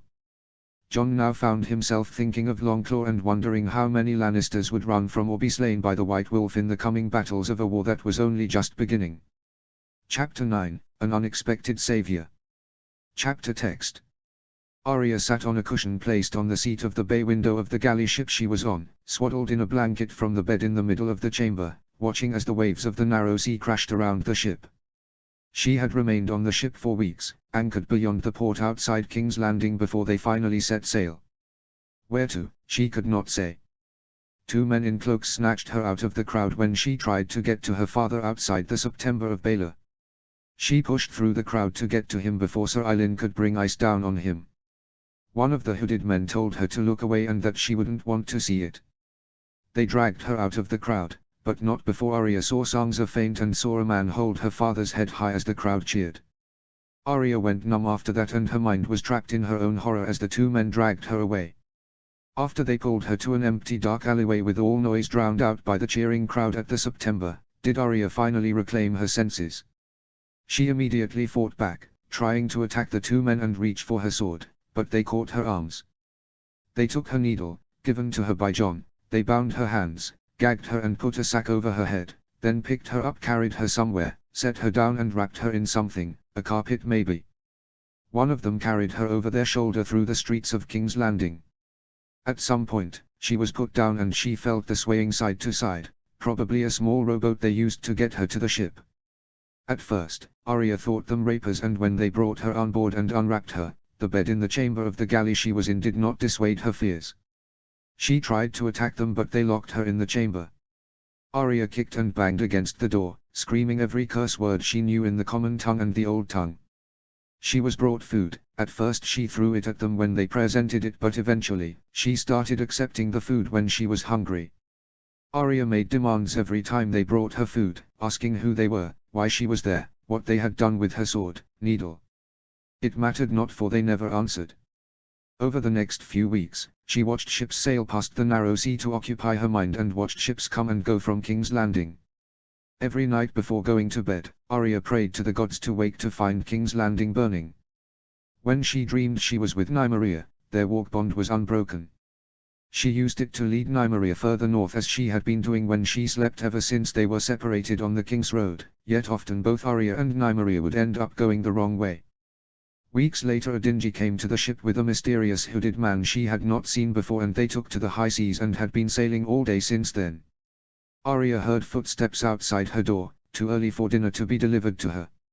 A sharp knock came at the door, something that had not happened before, as her captors had brought her food and taken her tray without request of entry. "Who's there?" Arya asked, crawling out of her blanket and arming herself with a fork, the only tool Arya could get her hands on since they wouldn't give her a knife.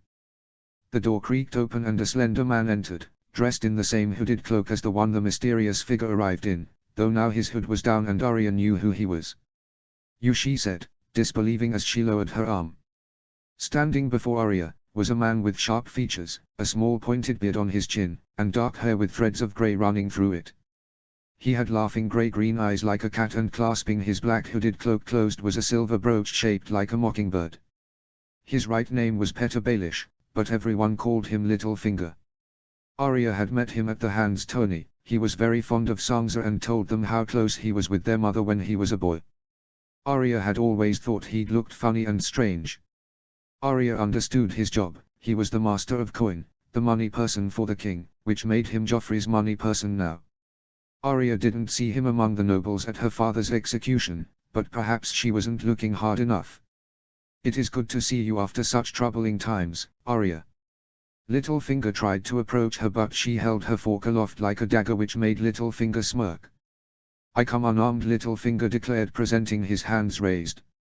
"My men say they found you at the September of Baelor. How much did you see?" he asked gently, his face showing concern.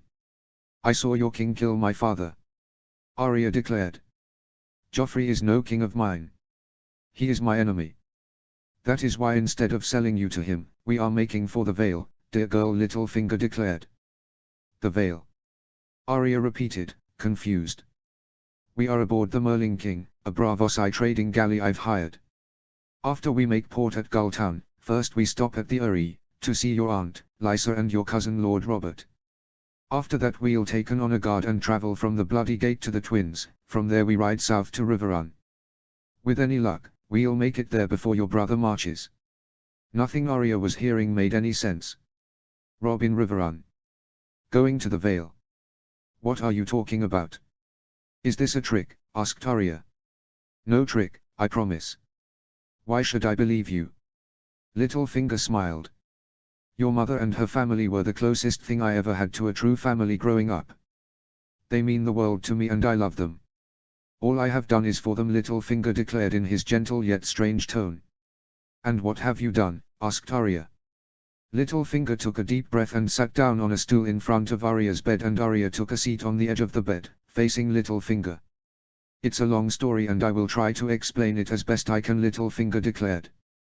"When Jon Arryn died, something was off. I visited the chamber where the Silent Sisters tended to him and examined the body myself and noticed that there were signs of unnatural causes.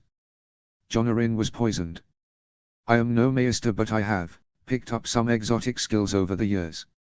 I wasn't sure who, but all signs pointed to the Lannisters. Which Lannister I could not say. I passed on the information to Lysa and warned her to flee the capital with Sweet Robin. She then sent word to your mother. I suspected the imp, Tyrion, to be the perpetrator. After all, he was the smartest of the Lannisters, at least smarter than Cersei or Sir Jaime." Arya had no problem believing such claims. "I kept investigating after the king went north to make your father his hand, but found nothing.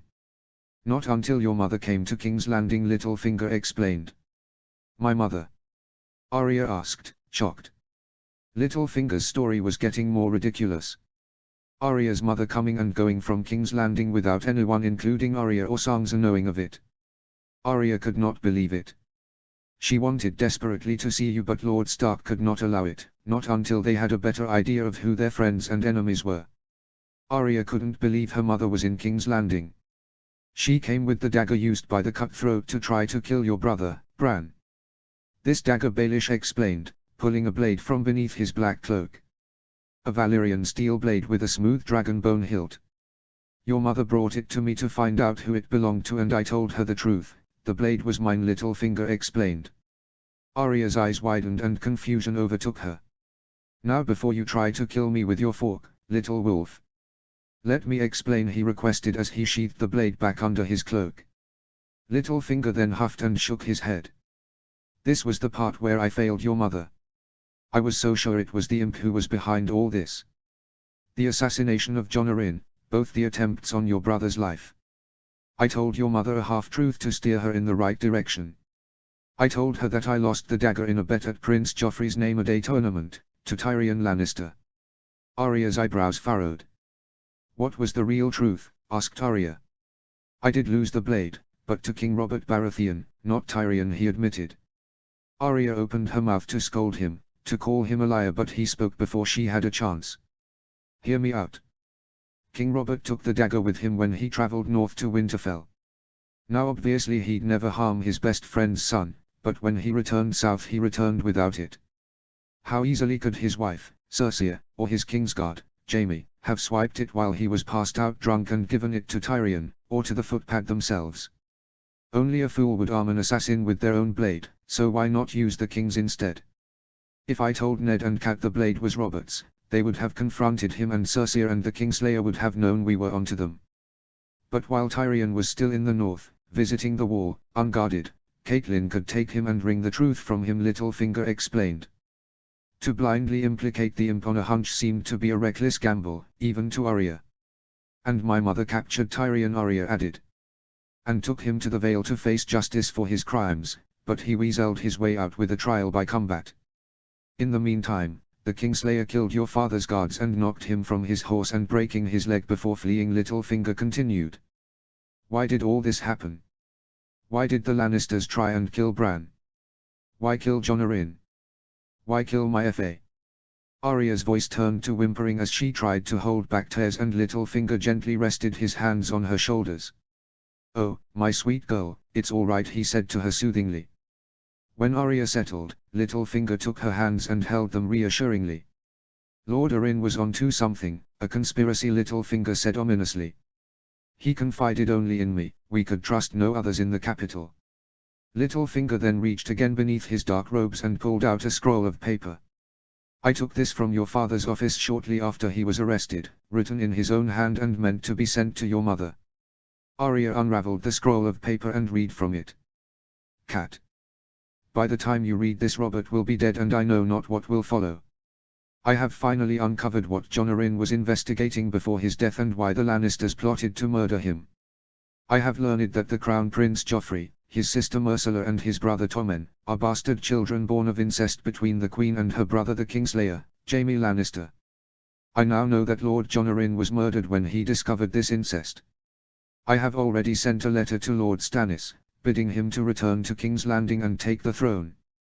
You must prepare Robb and your sister Lysa, for I fear the Lannisters will continue their incursion into your father's lands and come for us all once we depose the Queen and her children.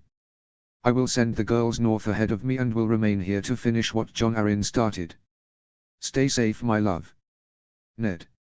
"You," said Arya with a scrunched-up face as she realized the Queen and Sir Jaime's incest. "My sentiments exactly," Littlefinger agreed as he took back the letter. "Now do you see?" he asked, looking intently at Arya. "Joffrey's no king. He's a bastard and not even a royal one. He doesn't have a drop of Robert's blood in him. He's Cersei and Jaime's child, they all are. They killed Jon Arryn because he knew, and Bran. Your brother climbed the tower. I'd hazard he caught the Kingslayer and the Queen hiding there, perhaps talking about killing Jon Arryn, talking about plans to kill King Robert maybe, or more likely he caught them in the act trying to make more bastards." Arya grimaced in rage, angry at the Lannisters' attacks against her family. "Why is my brother in Riverrun?" asked Arya. Littlefinger smiled. "After your mother took Tyrion to the Vale, Tywin Lannister sent his mad beast, Sir Gregor, to lay waste to the Riverlands. Your father ordered some men to stop them before he was arrested. Then the Lannisters attacked the Riverlands in force, and your brother Robb raised an army from the north to challenge them and rescue your father, and I sent a raven to the Eyrie, telling Lysa to raise our hosts to aid them." Arya could hardly believe Robb leading an army to war. "Did they fight any battles?" Arya asked eagerly. "3 thus far. Robb split his army at the Twins. The first battle was at the Green Fork with the northern host led by Roose Bolton. They had minimal casualties but retreated from Tywin's army. The second was on the other side of the Green Fork at the Whispering Wood. Robb led an ambush and they captured the Kingslayer. They say your bastard brother, Snow, took his hand in battle." Arya got excited at hearing Jon had defeated the Lannister Knight of the Kingsguard in battle and even taken his hand. "And the third?" Arya asked excitedly. Littlefinger smiled.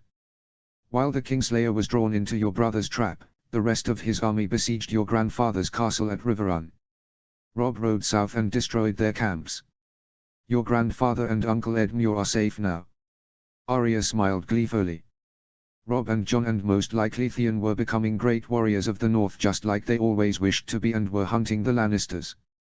Cersei was furious when she found out Jaime lost his hand. My guess is he used it for more than just swordsmanship. Littlefinger laughed as he spoke, but the smile faded from Arya. "If you were loyal to my father, then why were you in Cersei's council? Why are you alive at all and not executed like my father if you were on his side?" asked Arya angrily. Littlefinger's expression went serious again. "My dear little wolf. When King Robert died, everything began moving. All sides started playing their hands. Everyone was grappling for power. I wanted Ned to become protector of the realm. I begged him to seize the moment, to consolidate power. He should have taken control of the 7 kingdoms until the Lannisters were no longer a threat. But in the end, his best qualities betrayed him.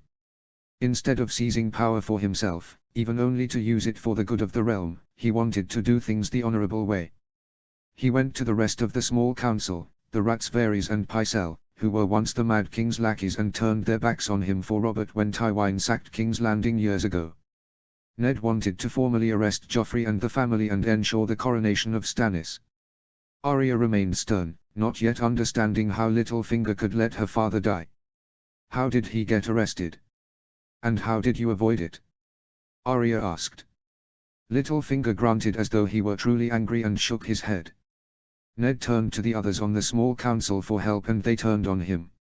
He asked the Spider, Varys, to bribe the City Watch to support him and they slaughtered his men in the throne room when we tried to arrest Joffrey and the Queen. Ned handed me his dagger and held it to his own throat. He whispered to me to get you and your sister out alive. He wanted me to stay free so I could get you and Sansa to safety. He saved my life, Arya. Arya's eyes widened. Is Sansa here? Littlefinger looked solemn and shook her head. The Queen is keeping her locked away safely. She convinced your father to confess to treason so that they would spare his life, pardon him or send him into exile across the narrow sea. But Joffrey had other plans. Arya recalled watching Sansa turn from the happiest prettiest girl in the Seven Kingdoms to a screaming hysterical mess after her beloved Joffrey called for their father's head.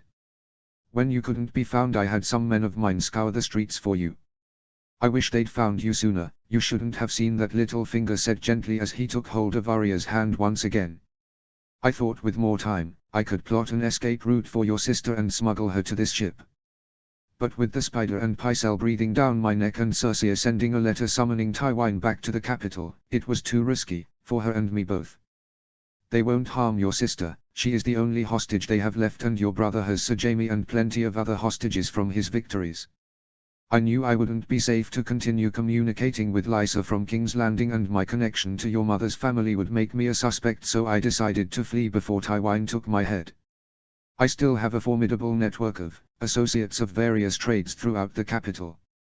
People unseen and unsuspected, even by the Spider and his little birds. They will watch over Sansa, provide me information that your brother and his armies can use against the Lannisters and if needs be, remove certain threats. Arya felt uneasy about sailing away from King's Landing while Sansa was still there, no matter what she'd done or how foolish she'd been. Sansa is all alone? Arya asked glumly. I convinced Cersei to let the pool girl remain with her, to console her. I had a chance to speak with her before I left. I couldn't tell her I had you. If she or the girl said something to the wrong person it could provoke the Lannisters to punish her for collaborating with me.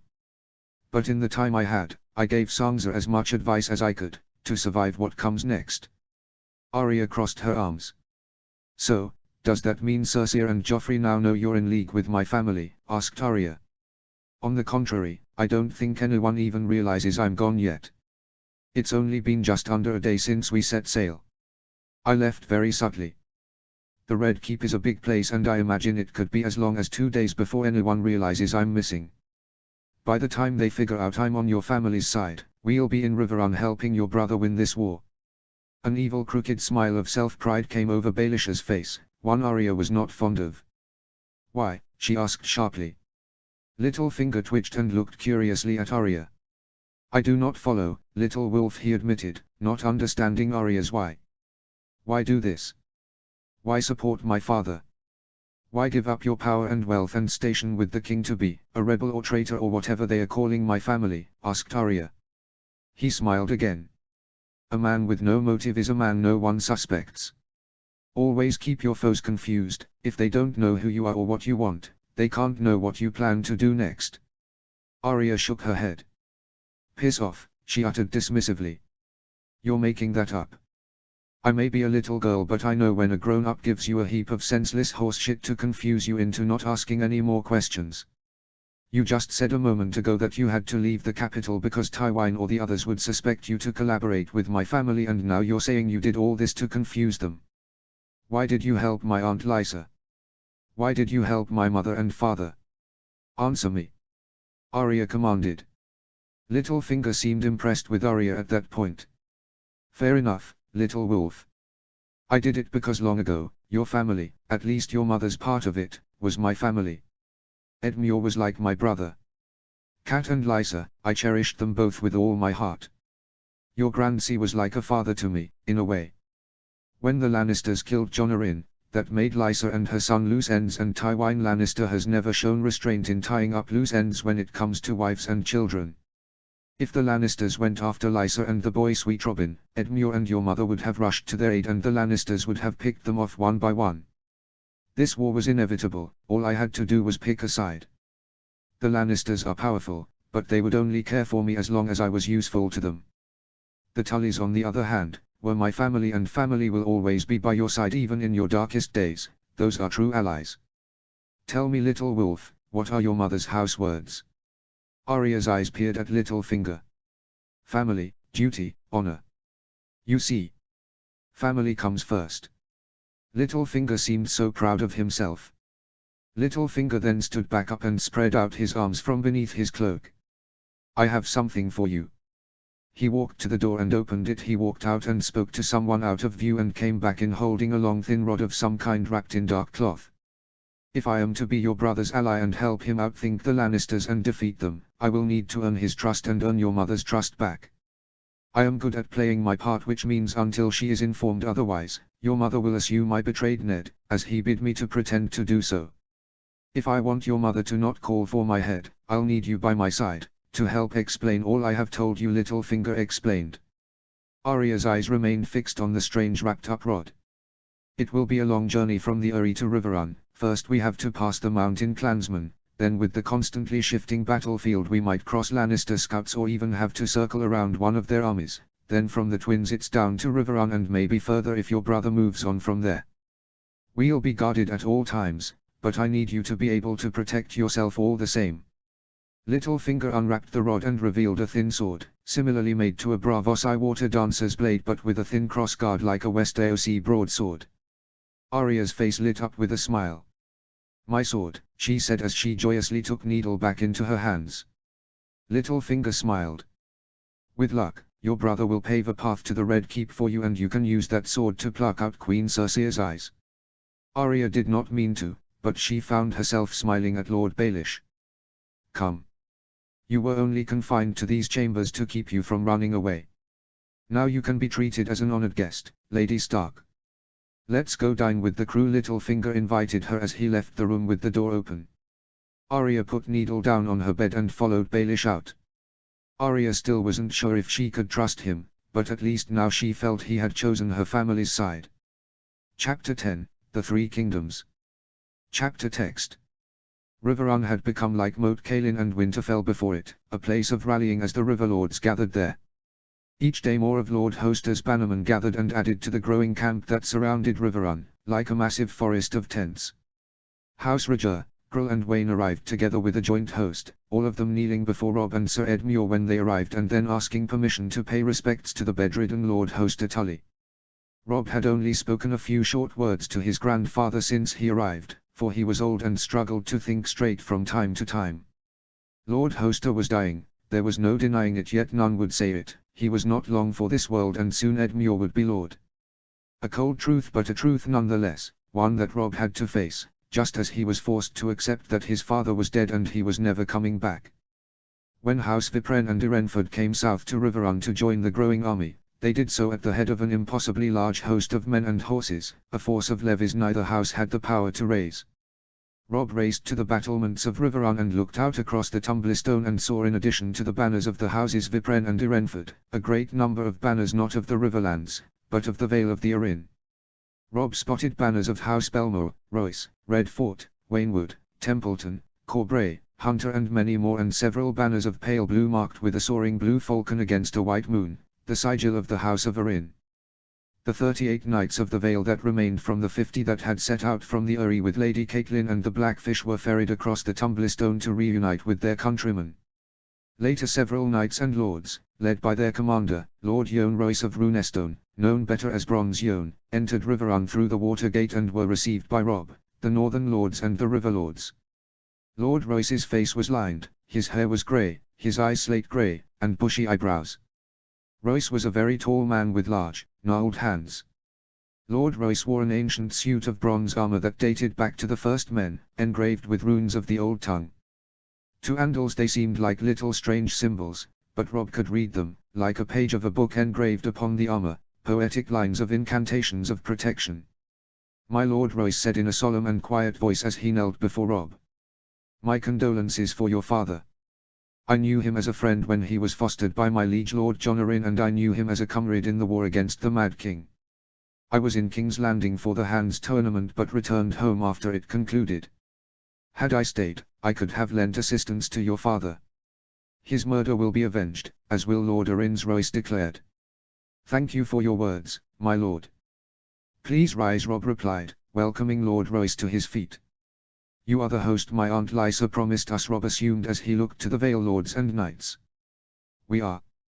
After Lord Tywine returned south from his victory at the Green Fork, we marched hard for the Twins, 5,000 men. Your man, Lord Roose Bolton, has commandeered 2,000 of our men to join his northern free host, and we have brought 3,000 south to join you, my lord." Robb welcomed his new levies, shaking hands with each of the knights and lords who would join them in the coming battles. Among them were two of Lord Royce's sons, Sir Andrew Royce and Sir Waymar Royce, and a young lad, not a knight but a squire, roughly a year older than Robb he'd have guessed.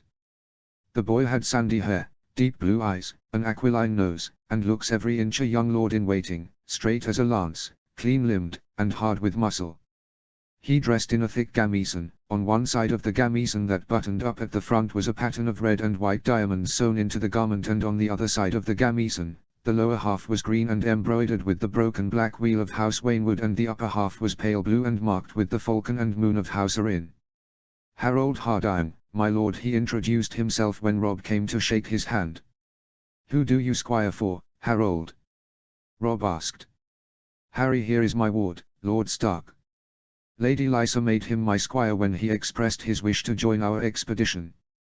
Though I took an earful from his cousin before we set out," Lord Royce explained, patting him on the shoulder. "My cousin, Lady Anya Waynwood, became my guardian after my parents passed. She's a bit paranoid about my protection," Harold further elaborated. "What cause would she have to be paranoid?" Robb asked. "My mother was the youngest daughter of Sir Elys Waynwood and Aelys Arryn. By rights, I am the heir presumptive of our shared cousin, Lord Robert Arryn, until he has an heir of his own. Making my cousin paranoid that Lady Lysa sees me as a threat to her son and intends for me to die. Foolishness, I assure you," Harold declared. "Glad to have you with us," Robb said, patting Harold on the shoulder. Later that day, a maester came to Robb with a letter sent by Raven from Maester Lewin back in Winterfell.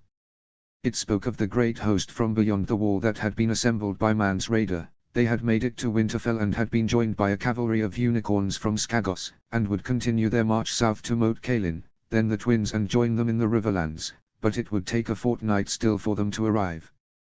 Every afternoon at Riverrun, Robb would go to the Godswood to pray. Robb would go beneath the green canopy of leaves, surrounded by tall redwoods and great old elms, and kneel before the heart tree, a slender weirwood with a face more sad than fierce. His long sword would be laid out before him, the point thrust into the earth, his gloved hands clasped around the hilt. He was never alone when he prayed. Others knelt with him: Benjen, Jon, Theon, Great Jon Umber, Ricard Karstark, Gyr and Mage Mormont, Galbart Glover, and more. Even Tytos Blackwood was among them, the great Raven Cloak fanned out behind him.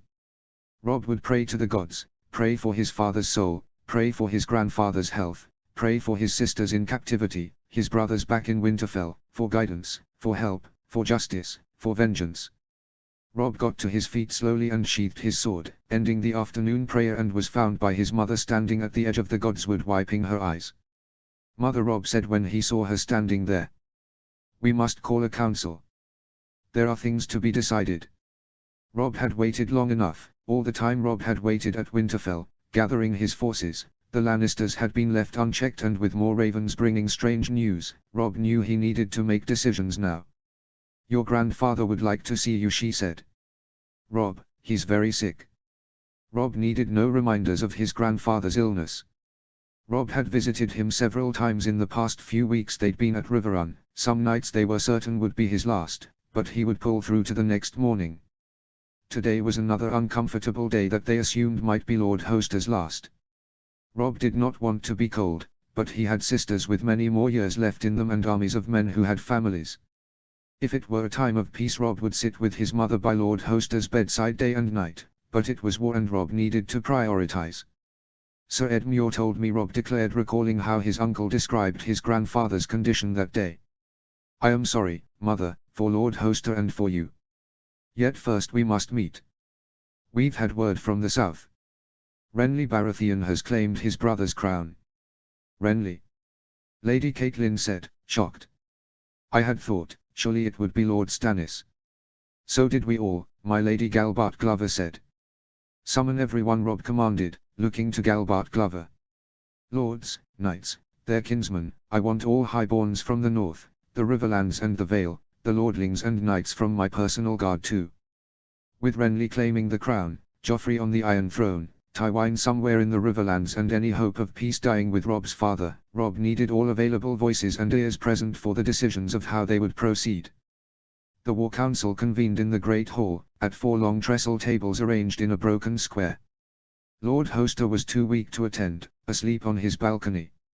Edmure sat in the high seat of the Tullys, with Brynden Blackfish at his side, and his father's bannermen arrayed to right and left and along the side tables.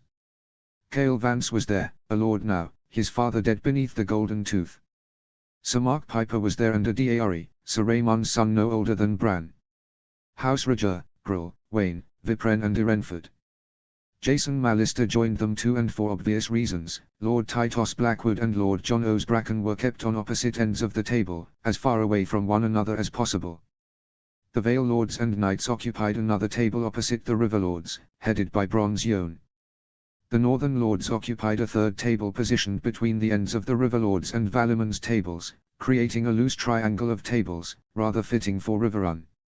Robb sat in the middle of the northern table, his mother Lady Catelyn and Uncle Benjen to his right, Jon and Theon to his left. The Great Jon, Jair and Mage Mormont, Galbart Glover and Rickard Karstark were all around him. Many of the younger lordlings, lesser knights and others had to stand around the tables when all the spots were filled. The arguing raged on late into the night. Each lord had a right to speak, and speak they did, and shout, and curse, and reason, and cajole, and jest, and bargain, and slam tankards on the table, and threaten, and walk out, and return sullen or smiling. Robb sat and listened to it all. Roose Bolton had reformed the battered remnants of their other host at the mouth of the causeway with reinforcements from the Vale Knights. Sir Helman Tallheart and Walder Free still held the twins. Lord Tywin's army had crossed the Trident and was making for Harrenhal. And there were 2 kings in the realm. 2 kings, and no agreement. Many of the Lord's bannermen wanted to march on Harrenhal at once, to meet Lord Tywin and end Lannister power for all time. Young, hot-tempered Mark Piper urged a strike west at Casterly Rock instead. Still, others counselled patience. Riverrun sat athwart the Lannister supply lines. Jason Mallister pointed out, let them bide their time, denying Lord Tywin fresh levies and provisions while they strengthened their defences and rested their weary troops. Lord Blackwood would have none of it. They should finish the work they began in the Whispering Wood. March to Harrenhal and bring Roose Bolton's army down as well. What Blackwood urged, Bracken opposed. As ever, Lord Jon Osbracken rose to insist they ought to pledge their fealty to King Renly and move south to join their might to his. Renly is not the king, Robb protested. It was the first time Robb had spoken. He learned from his father to listen before he spoke. You cannot mean to hold to Joffrey, my lord, Galbart Glover said. He put your father to death. That makes him evil, Robb replied. I do not know that it makes Renly king. Joffrey is still Robert's eldest true-born son, so the throne is rightfully his by all the laws of the realm. Were he to die, and I mean to see that he does, he has a younger brother. Tommen is next in line after Joffrey. Tommen is no less a Lannister, Sir Mark Piper snapped. As you say, said Robb, troubled. Yet if neither one is king, still, how could it be Lord Renly? He's Robert's younger brother. Bran can't be Lord of Winterfell before me, and Renly can't be king before Lord Stannis. Mage Mormont agreed. Lord Stannis has the better claim. Renly is crowned, said Mark Piper. Highgarden and Storm's End support his claim, and the Dornishmen will not be laggardly. If Winterfell, Riverrun and the Vale add their strength to his, he will have 6 of the 7 great houses behind him. 6 against the Rock. My lords, within the year, we will have all their heads on pikes, the Queen and the Boy King, Lord Tywin, the Imp, the Kingslayer, Sir Kevan, all of them. That is what we shall win if we join with King Renly. What does Lord Stannis have against that we should cast it all aside? The right, Robb declared sternly. Renly may have had more supporters, but laws of succession were not dismissible by geniality. For the second time in 16 years, the realm would be shaken by a war that would overturn the natural order of the 7 kingdoms that have stood for more than 200 years. If they discarded every law they disagreed with, there would be nothing left but chaos. "So you mean us to declare for Stannis?" asked Ed Muir. "I don't know," said Robb. "I prayed to know what to do, but the gods did not answer.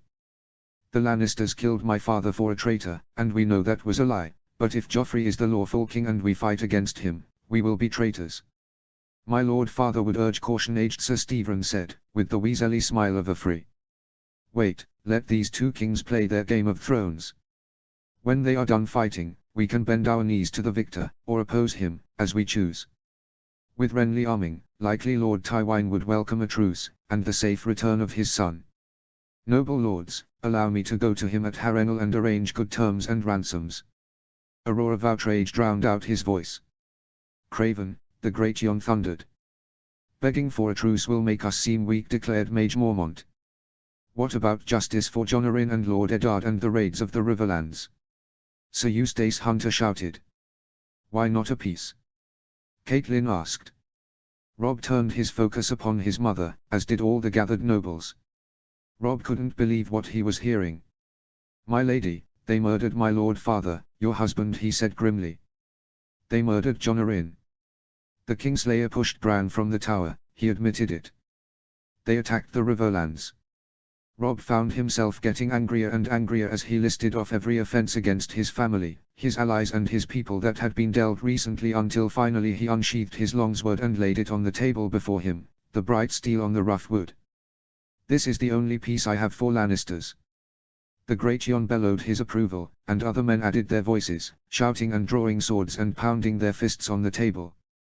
Catelyn waited until they had quieted. "My lords," she said then, "Lord Eddard was your liege, but I shared his bed and bore his children. Do you think I love him any less than you?" she asked. Lady Catelyn then stopped and took a long breath and steadied herself. "Robb, if that sword could bring him back, I should never let you sheathe it until Ned stood at my side once more, but he is gone, and 100 Whispering Woods will not change that. Ned is gone, and Darin Hornwood and many other good men besides, and none of them will return to us. Must we have more deaths still?" "You are an Andal woman, my lady," the great Jon rumbled in his deep voice. "Southron ladies do not understand these things." "You Southron folk are a gentler people," said Lord Karstark. "We are the blood of the first men, each of us is born and bred to live and die righteously. Honor, justice and vengeance are part of our way of life, it cannot be set aside for fear of death. We cannot forsake our need for justice and vengeance when the walls are too high and the gates too thick. Cowardice is not our way. Give me Cersei Lannister, Lord Karstark, and you would see how gentle a woman can be," Catelyn replied. "Perhaps I do not understand tactics and strategy, but I understand futility. We went to war when Lannister armies were ravaging the Riverlands, and Ned was a prisoner, falsely accused of treason. We fought to defend ourselves, and to win my lord's freedom." Robb listened carefully to his mother's words. "Well, the one is done, and the other forever beyond our reach. I will mourn for Ned until the end of my days, but I must think of the living. I want my daughters back, and the Queen holds them still. If I must trade our 4 Lannisters for their 2 Starks, I will call that a bargain and thank the gods. I want you safe, Robb, ruling at Winterfell from your father's seat. I want you to live your life, to kiss a girl and wed a woman and father a son. I want to write an end to this. I want to go home, my lords, and weep for my husband." The hall was very quiet when Catelyn finished speaking. "Peace," said the Blackfish. "Peace is sweet, my lady, but on what terms? It is no good hammering your sword into a plowshare if you must forge it again on the morrow. The North remembers and the Lannisters know it. Tywine Lannister slaughtered the Rains, the Tarbecks and the Targaryen children for far less. He will not accept terms of peace unless he plans to betray them later. Lord Tywine will never let our defiance go unanswered. The Lannisters always pay their debts. Lord Jon Arryn was murdered. Murdered by the Lannisters for some unexplained reason. We cannot go before King Joffrey and beg for mercy and swear to serve him for the sake of avoiding more bloodshed and dismissing the blood already spilled," the Bronze Jon declared. "I said Lord Bracken." Gregor Clegane laid waste to my fields, slaughtered my small folk, and left Stonehenge a smoking ruin. Am I now to bend the knee to the ones who sent him? What have we fought for, if we are to put all back as it was before? Lord Blackwood agreed with Lord Bracken, to everyone's surprise. And if we do make peace with King Joffrey, are we not then traitors to King Renly? What if the stag should prevail against the lion, where would that leave us? Whatever you may decide for yourselves, I shall never call a Lannister my king, declared Mark Piper. Nor I, yelled the little Dare boy. I never will. Again the shouting began. Lady Catelyn sunk back down into her seat and Robb continued to listen. There would be no peace, at least not until the Lannisters were dead, that much Robb knew. Soon the arguments became not a matter of if they should fight or who they should fight, but rather which of the Stag Kings they should support. Many wanted Renly, mostly Riverlords and some Valymen, but most of the Northerners preferred Stannis, the rightful of the two claimants. Eventually, the great Jon lurched to his feet. My lords, he shouted, his voice booming off the rafters. My lords. Here is what I say to these two kings, he spat. Renly Baratheon is nothing to me, nor Stannis neither. Why should they rule over me and mine, from some flowery seat in Highgarden or Dorne? What interest have either of those two pricks given us aside from coveting our obedience? What do they know of the wall or the wolf's wood or the barrows of the first men? In the days of yore, the black stag upon the golden field was the mark of Doran god Screef, whose children carried the blood of Vigar, god of the tides and seas, and Vindrana, goddess of winds and skies, but the blood of our gods and the blood of the first men is all but spent in that line. The Durandons hoard themselves to the Andals and their 7 gods when they came from across the sea, and then hoard themselves to the Dragon King's bastard brother named Baratheon after that. What do any of them remember of our gods? The gods who speak to us through the faces of the pale trees. Do either of these Stag Kings sing our songs or speak our tongue? What do the Andals know of the long night, when the winters were unending and the skies were darkened in night and day? What do they remember of the others and their armies of the deathless dead, whom our forebears stood against alongside the giants and the children of the forest? The others take the Baratheons and let them take the Lannisters too, I've had a bellyful of them. He reached back over his shoulder and drew his immense 2-handed greatsword. Why shouldn't we rule ourselves again? We never bowed to the Andals, and when we did bow, it was not the Targaryens, it was to their dragons, and now the dragons and the Targaryens alike are all dead. He pointed at Robb with the blade. There sits a king who knows the way of the first men, who speaks our tongue, sings our songs and worships our gods. A king whose ancient line traces to Bran the Builder, son of Kala, the god of winter and honor, and all the winter kings of Kala's blood since. And let us not forget the woman who bore Bran the Builder, the winter god's mortal love, Lyanna the sword dancer, daughter of Brandon of the bloody blade, whose father was Garth Greenhand, the one true king of all Westeros. He carries God's blood and green blood. What better foundations for a king would you have? There sits the only king I mean to bend my knee to, lords, he thundered. The king in the north. And he knelt, and laid his sword at Robb's feet. I'll have peace on those terms, Lord Karstark said. They can keep their red castle and their iron chair as well. He eased his longsword from its scabbard. The king in the north, he said, kneeling beside the great Jon.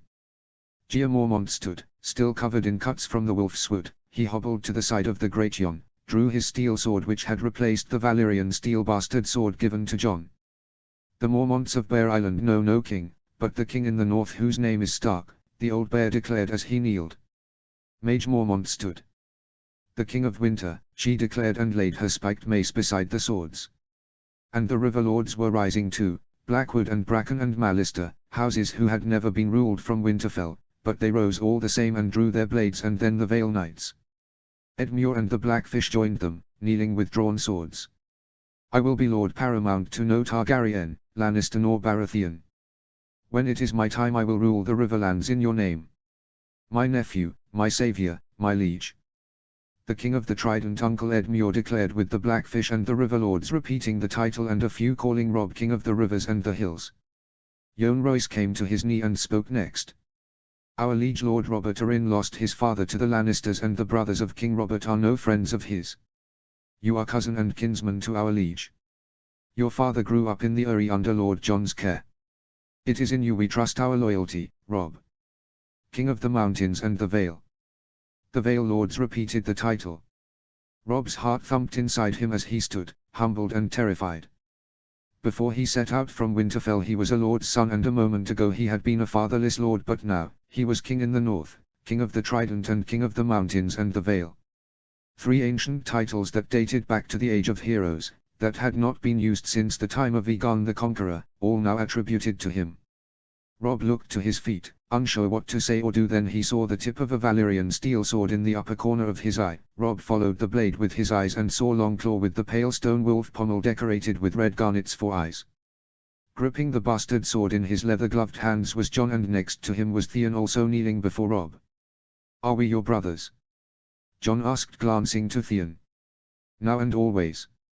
"Now and always," Robb confirmed as he nodded his head, looking at both his bastard and foster brothers.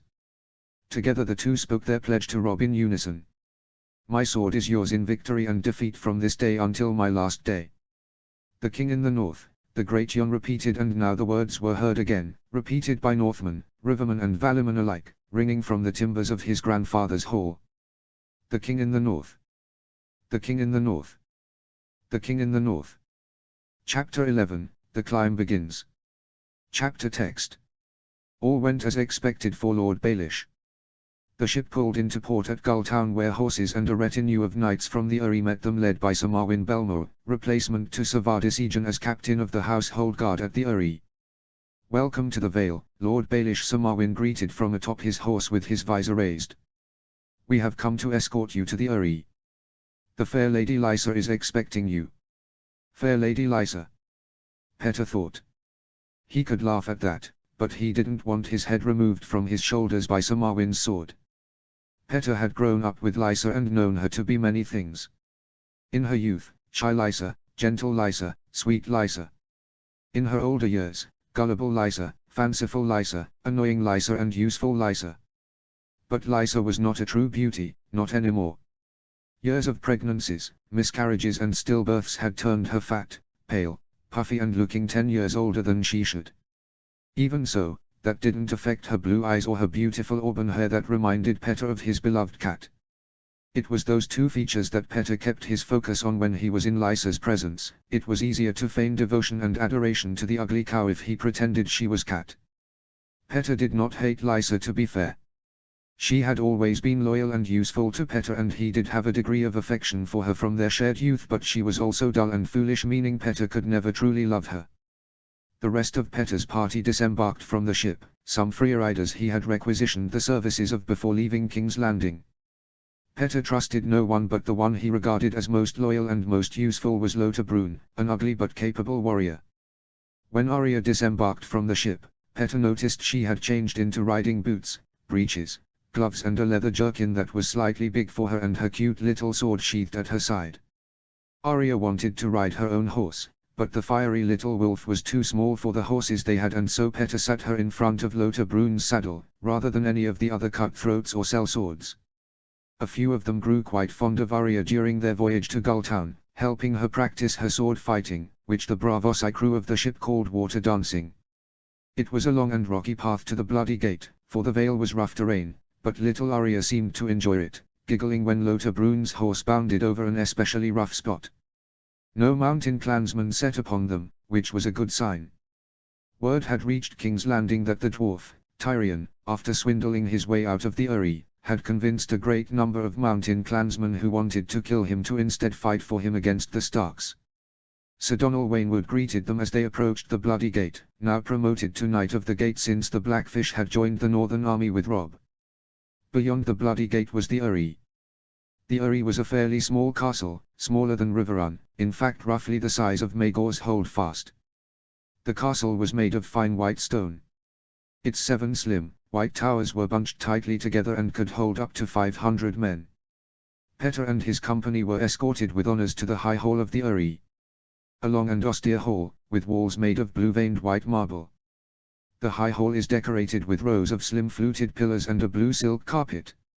At the end of it sat 2 thrones carved of wirewood, one the high seat of the lord and the other a lesser throne for a consort. It had narrow, arched windows, between which were torches mounted on high iron or silver sconces. The hall was empty, no nobles or courtiers, no knights, only a few guards and Lady Lysa Arryn and her meek sickly little child Robert sitting on her lap. The thick and plump Lady Lysa Arryn dressed in a blue velvet robe trimmed with fox fur. Little Robert Arryn was a tiny pale child with brown hair and runny big eyes and a little doll in his hands. Petter spread his arms out and smiled. Lady Lysa Arryn and good and honourable Lord Robert Arryn. It warms my heart to see you both in these troubled times. Petter announced in a gracious manner. Leave us, Petter said quietly, turning past his shoulder and speaking to his men. Petter rested his hand upon Arya's shoulder, signaling that she remained in the high hall with him while the others left. After Petter's men and the guards that escorted them had left the high hall, Lady Lysa waved her hand in the air and the few guards that stood long on the edges and corners of the hall dispersed and exited, leaving Petter and Arya alone in the high hall with Lysa and little Robert. Lady Lysa then rose from her seat, smiling with glee. My dearest Petter, it brings so much warmth and joy to my heart to see you here, she said, as though she were some dramatic mama expressing her love in a poorly written farce. Are my nieces safe? Lysa asked, looking with curiosity at Arya, whom Lysa had never met before and stood before her dressed in a leather jerkin, boots and breeches like a boy, and had a small skinny sword sheathed by her side, not seeming one of Cat's daughters at all. Petter had written a letter to Lysa and sent it to the Eyrie on the wings of a raven himself, informing her of his plans to join her at the Eyrie and if possible bring both Sansa and Arya, but alas, the Queen had kept her guards vigilantly closed in around young Sansa's chambers and Littlefinger saw no way of smuggling her out of Maegor's Holdfast, let alone King's Landing. I have brought your dear niece Arya Stark with me, my lady. With the fear of Stannis Baratheon attacking from Dragonstone looming, I feared they might blockade the ports in preparation for battle, hindering my escape and forcing me to leave King's Landing post-haste. There was no opportunity to rescue dear Sansa in time for my departure, Baelish explained. Lady Lysa huffed and shook her head. A pity. Poor Cat will be so bereaved. But at least the impending return of her little Arya will remedy her worry, Lysa explained as she descended the steps from the wirewood throne and approached Petter and Arya. Lysa's eyes smiling lingered on Petter for a moment. He could tell she wanted to wrap her arms around him and kiss him, the poor thing. But with Arya and Robert in view, and appearances must be kept up. Lysa then turned to Arya and leaned forward, resting her hands on her knees and meeting the little wolf at eye level. Hello, my little dear. I'm your Aunt Lysa, she introduced herself. Arya curtsied awkwardly and bowed her head, clearly not well practiced in the act. It's an honor to finally meet you, Aunt Lysa. My mother always talked very highly of you. Lysa smiled and smirked and pulled Arya into an embrace which Arya was hesitant to reciprocate but eventually put her arms around her aunt with tenderness. My dear sweet child, you must be exhausted after all you've been through, Lysa declared as she pulled away and ran her fingers through Arya's hair. Arya's chin quivered as though she intended to speak but no words would come out at first. I saw it, part of it anyway, she said meekly. They used his own sword, our family's ancestral sword. Lady Lysa pulled Arya in for another hug. They killed my father too, an even gentler voice than Arya's declared. Petter noticed the meek pale dark-haired little Robert Arryn had crept up to them, holding a little doll in his hands. But instead of chopping his head off, they used poison, little Robert stated, failing to make eye contact with anyone and instead looking at his doll. I tried to make the little funny Lannister man go out the moon door but I wasn't allowed to. Arya glanced at little sweet Robin and then at Petter, not seeming to know how to respond. That's, I'm very sorry, cousin. My father talked of Lord Jon Arryn all the time. One of my eldest brothers is named after him, Arya explained.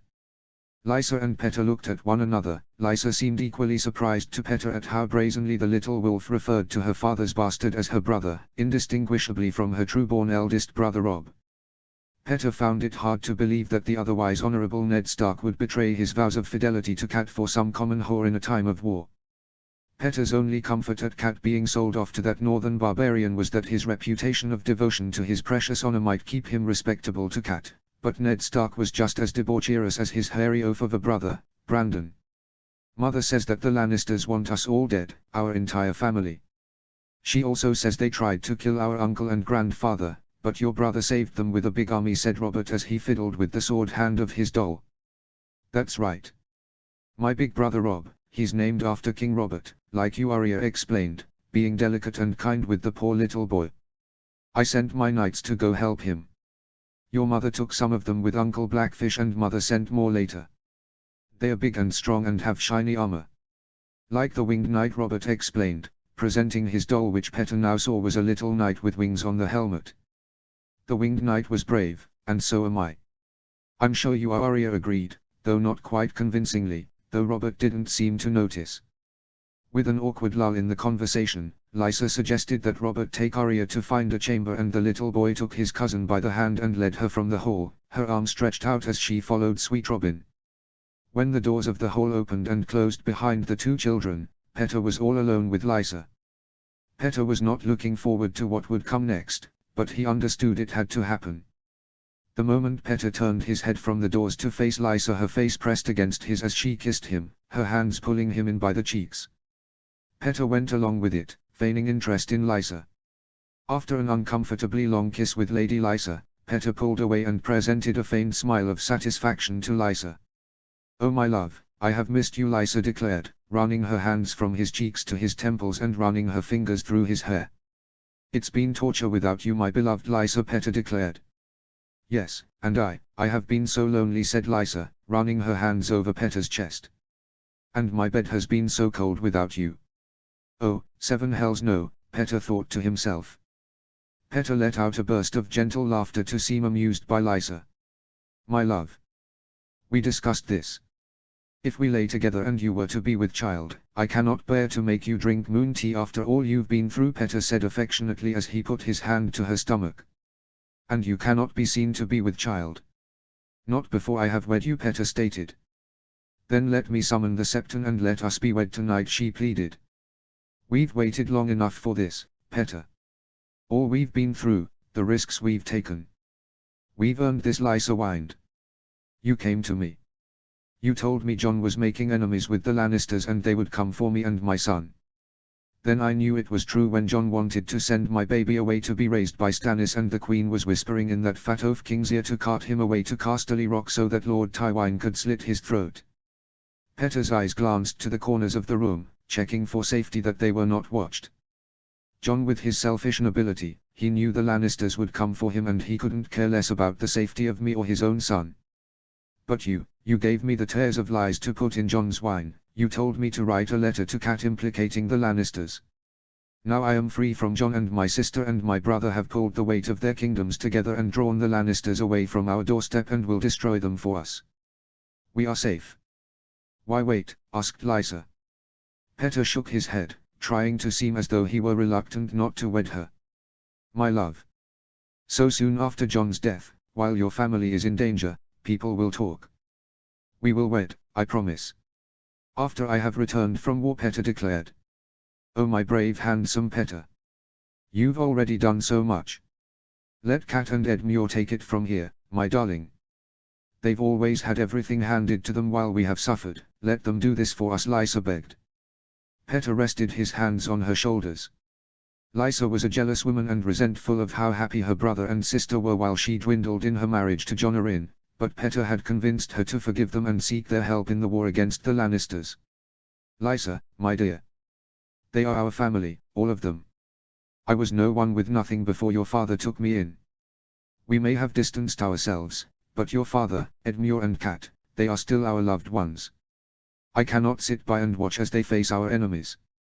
I must join them." Lysa clung to Petter as though she could hold him there and keep him from leaving. "My brave hero.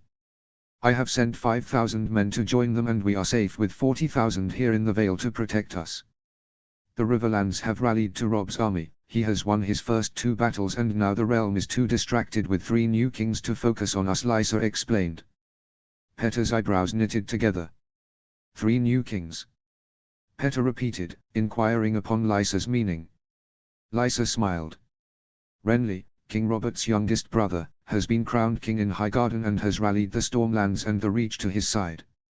And I received word from Edmure and Cat, her boy Robb was crowned king by the Lords of the North, the Riverlands and the men I sent to join them. I wrote back and acknowledged the boy as king. That is what you would have had me done, yes?" asked Lysa.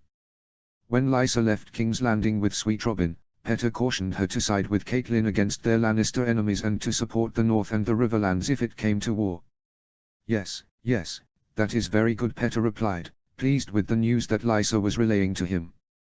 Petter had hoped that Ned Stark's head would be enough to keep the war going and prevent any truce, but with Robb now king of the 3 northern kingdoms and Renly king in the south and the Lannisters caught between them, that was more than Petter could ever have hoped for. And Stannis would not set aside the throne for Joffrey, Robb or Renly, meaning he would join the fray soon enough. Petter hoped to create a war in the 7 kingdoms that would pit the great houses against one another in such a way that no truce could be met, and when the war was won, Petter could rise high. Had Robb and Renly joined with Stannis, perhaps Baelish could have been the lording house of the Westerlands, with sweet Robin, Edmure and Robb under Petter's thumb and gratitude from the new King Stannis. But with Robb and Renly now wearing crowns, neither Joffrey nor Robert's brothers would give up the northern 3 kingdoms nor yield to one another. Robb would have no choice but to depose Renly, Joffrey and Stannis if he wanted to keep his crown, and when the southern kingdoms were shattered and leaderless, Petter could slip in and unite the broken kingdoms. Robb, king in the north, and Petter, king in the south. What host could they rally to stop Petter from taking control when he had the support of the Vale, the North and the Riverlands? Perhaps if this King Robb was as humble and as reluctant to take power as his dolt of a father, he might be persuaded to yield his crown to Petter after the war, for the good of unity of the realm. Petter wasn't sure how high he could rise in power in this coming war, perhaps a Lord Paramount, perhaps Hand of the King of Robb if he had the balls to take the Iron Throne, perhaps King Petter would sit upon the Iron Throne.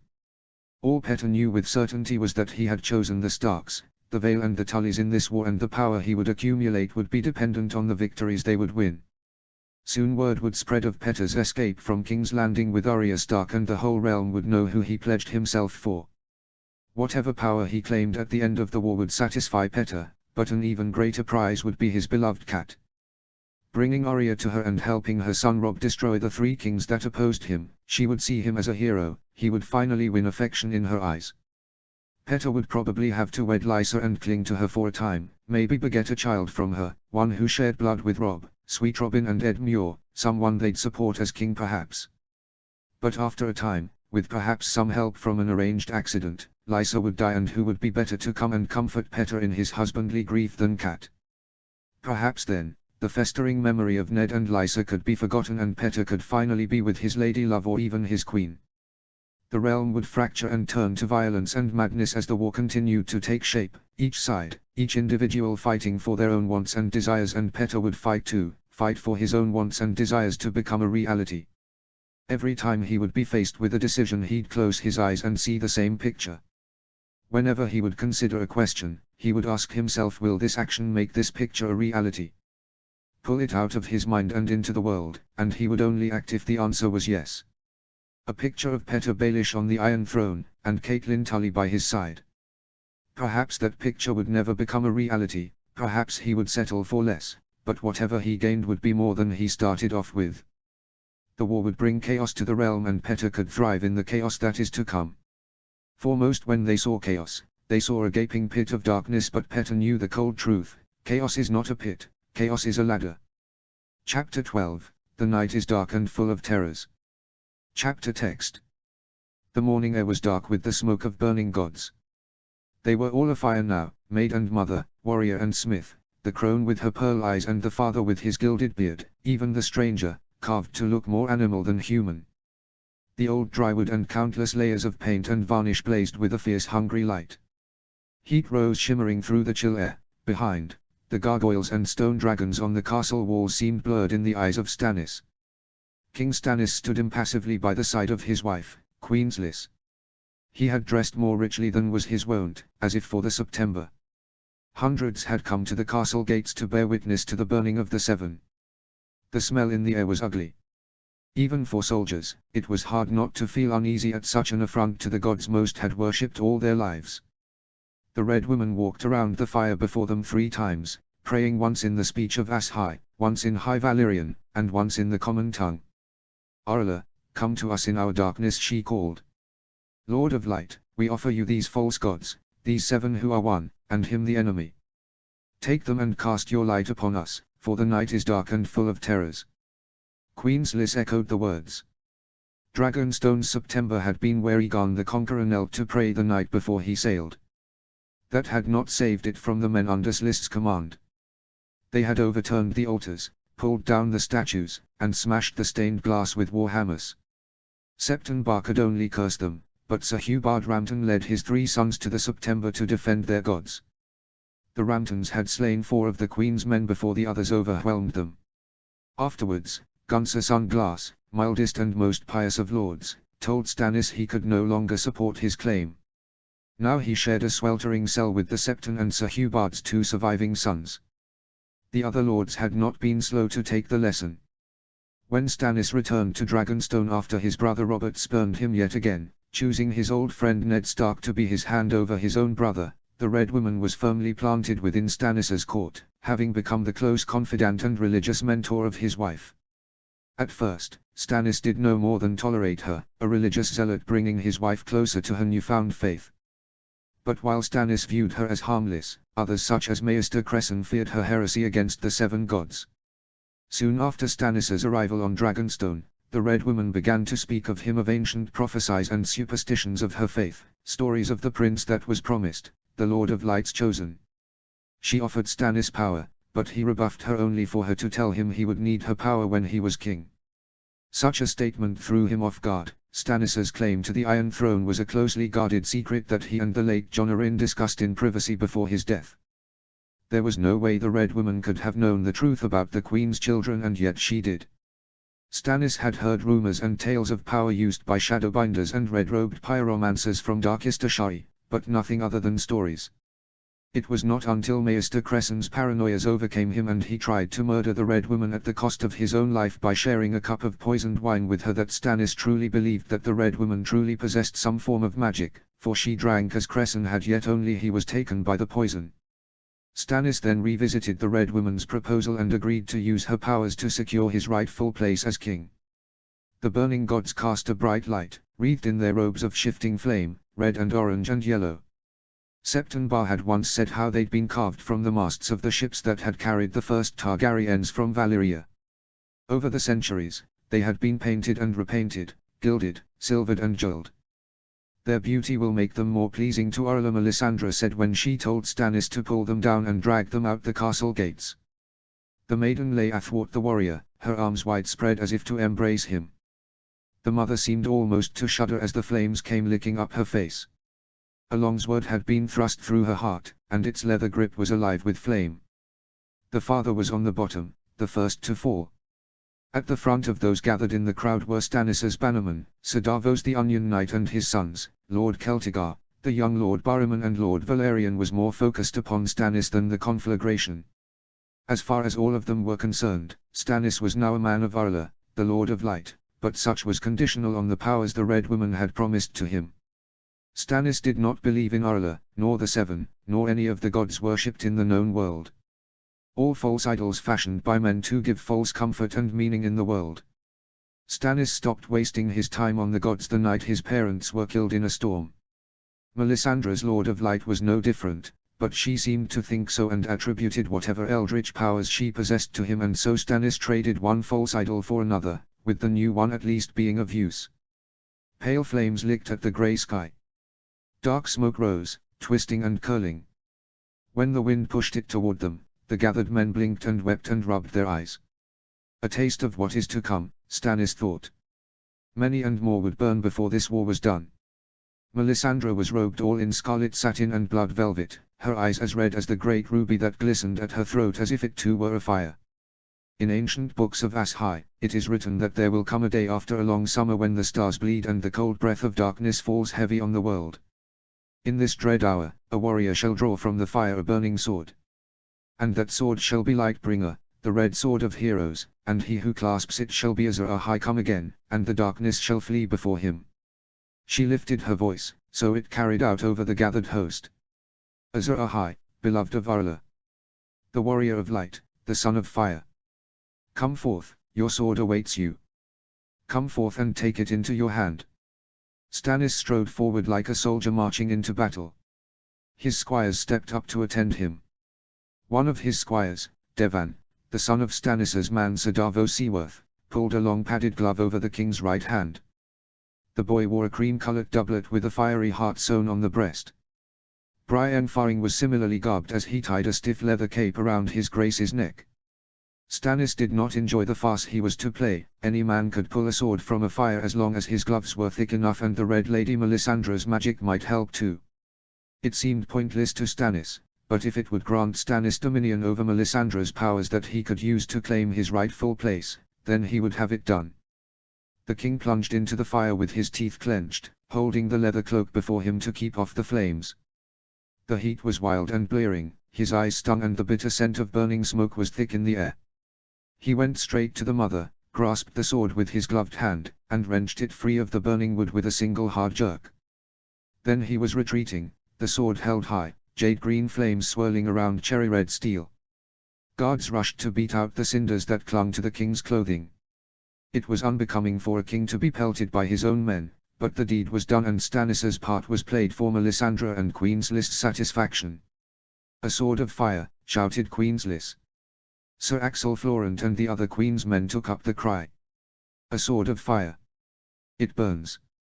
It burns! A sword of fire!" Melisandre lifted her hands above her head. "Behold! A sign was promised, and now a sign is seen. Behold Lightbringer! Azor Ahai has come again! All hail the warrior of light! All hail the son of fire!" A ragged wave of shouts gave answer, just as Stannis's glove began to smolder and the heat of the blade began to pass through the thick leather and sting the flesh of the palm of his hand. Cursing, the king thrust the point of the sword into the damp earth and beat out the flames against his leg. "Lord, cast your light upon us!" Melisandre called out. "For the night is dark and full of terrors," Sliss and her queen's men replied. A ridiculous enormity of meaningless titles now fettered Stannis's name: Azor Ahai, beloved of Orla, the warrior of light, the son of fire, the prince that was promised. In those titles Stannis was unchallenged, and yet his rightful title as king had been stolen by usurpers. Stannis peeled off the glove and let it fall to the ground. The gods in the pyre were scarcely recognizable anymore. The head fell off the smith with a puff of ash and embers.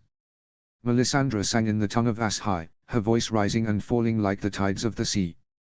Stannis untied his singed leather cape and listened in silence.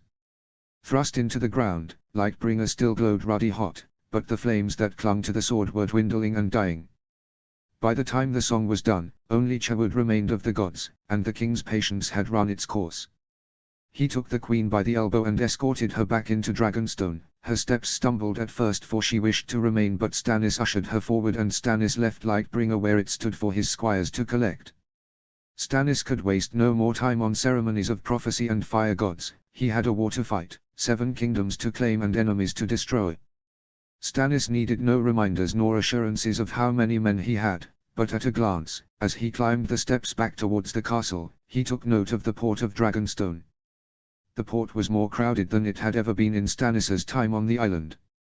Every dock teemed with sailors loading provisions, and every inn was packed with soldiers dicing or drinking or looking for a whore, a vain search since Stannis permitted none on his island. Ships lined the strand, war galleys and fishing vessels, stout carracks and fat-bottomed cogs. The best berths had been taken by the largest vessels, Stannis's flagship Fury rocking between Lord Steffon and Stag of the Sea, Lord Valerian's silver-hulled Pride of Driftmark and her 3 sisters, Lord Celtigar's ornate Red Claw, the ponderous swordfish with her long iron prow.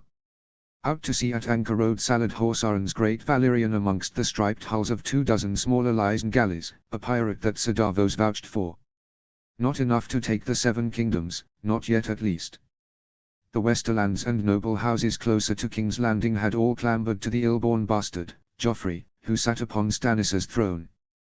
The Starks, Tullys and Arryns, who had met the Lannisters several times in battle in the Riverlands, had chosen to, rather than support Stannis, as their late lords Jon Arryn and Ned Stark had, instead give control of the 3 kingdoms, Stannis's kingdoms, to the boy Wolf Robb Stark. The deepest cut was when word reached him that Renly, Stannis's own flesh and blood, had been crowned king in Highgarden and was rallying the Reach and the Stormlands. The treacherous cur didn't even have the spine to send a raven to Stannis directly, making his intentions to be crowned king known across the realm, to eventually be passed along by other lords to Dragonstone. Once Stannis returned to the castle, he left his wife and went to work. Stannis was not the prince that was promised, he was the king that should be, and it was time the realm knew it. Stannis summoned Maester Cressen's successor Maester Pylos to the chamber of the Painted Table, and the two spent the entire day reading through every report, every message and every letter they had received to properly map out the movements of Robb Stark, Lord Tywine and Renly. After mapping out where his enemies, allies and the undecided of Westeros stood, Stannis then gave his maester a page of paper and dictated to him a letter to write down, and watched as the master copied his words. It was the early morning when they had burned the idols of the seven, and it was well after dark when Stannis's writers were done. When Stannis was ready, he commanded his squires to fetch his knights and bannermen and bring him to the hall of the Painted Table. It was there in the stone drum. Stannis sat at his painted table, littered with hundreds of letters and messages he'd been poring over all day, many scrolled back up while others lay flat. When Stannis's knights and bannermen were all gathered, the king ordered his squire Devan to go fetch his father, Sir Davos. Stannis then handed the letter he had dictated to Maester Pylos, who read it out for all the gathered knights and lords to hear, and Stannis told them that each copy of the letter would be sent out by raven or by ship, and the seven kingdoms would know of its contents. Even ravens would be sent to the traitors Robb Stark and Renly and all their vassals, for even they were owed such truths. They would even be sent to King's Landing so that Joffrey could know the truth too. Even if he and his whore mother would deny it, he would know. Stannis would make him know. Most of the lords praised the letter, save for Valerian, who cautioned Stannis that the war must be fought with swords, not letters. After Stannis's vassals were dismissed, Sir Davos arrived in the chamber of the Painted Table. A slight man with brown eyes and an ordinary face weathered by the elements. His beard and thinning brown hair were peppered with grey. The first joints of the fingers of his left hand were missing, or rather not missing. Davos carried the bones in a pouch around his neck since the day Stannis had hacked them off. Davos was not a wealthy landed knight and dressed modestly in comparison to the expensive attire of most lords. He wore a simple brown and green wool mantle, and leather gloves served to hide his shortened fingers. Sir Davos was not Stannis's best fighter, nor his wisest counselor. The man could not even read, but he was a loyal man and a man of unvarnished honesty, and perhaps the best man Stannis had. The chamber was empty save for Stannis, who remained seated at the table, Maester Pylos at his shoulder and Sir Davos at the door of the chamber. So the king said when Davos entered, "Come have a look at this letter." Obediently, he selected a paper at random. "It looks handsome enough, your grace, but I fear I cannot read the words." If any other man under Stannis, especially those high-born knights and lords he'd dismissed, had such shortcomings, they'd try to hide it, but Davos, as ever, unvarnished honesty. The king had asked Sir Davos to look at the letter to test the honesty he prided in Davos, yet he realized he'd made a mockery of his loyal knight in the process. Stannis was not an apologetic man, but he had done wrong at that moment. "I'd forgotten." Stannis furrowed his brow as he hid from his unbecoming act. "Pylos, read it to him." "Your grace." The maester took up one of the parchments and cleared his throat. "All men know me for the true-born son of Steffon Baratheon, Lord of Storm's End, by his lady wife Cassandra of House Estermont. I declare upon the honor of my house that my beloved brother Robert, our late king, left no true-born issue of his body, the boy Joffrey, the boy Tommen, and the girl Myrcella being abominations born of incest between Cersei Lannister and her brother Jaime the Kingslayer.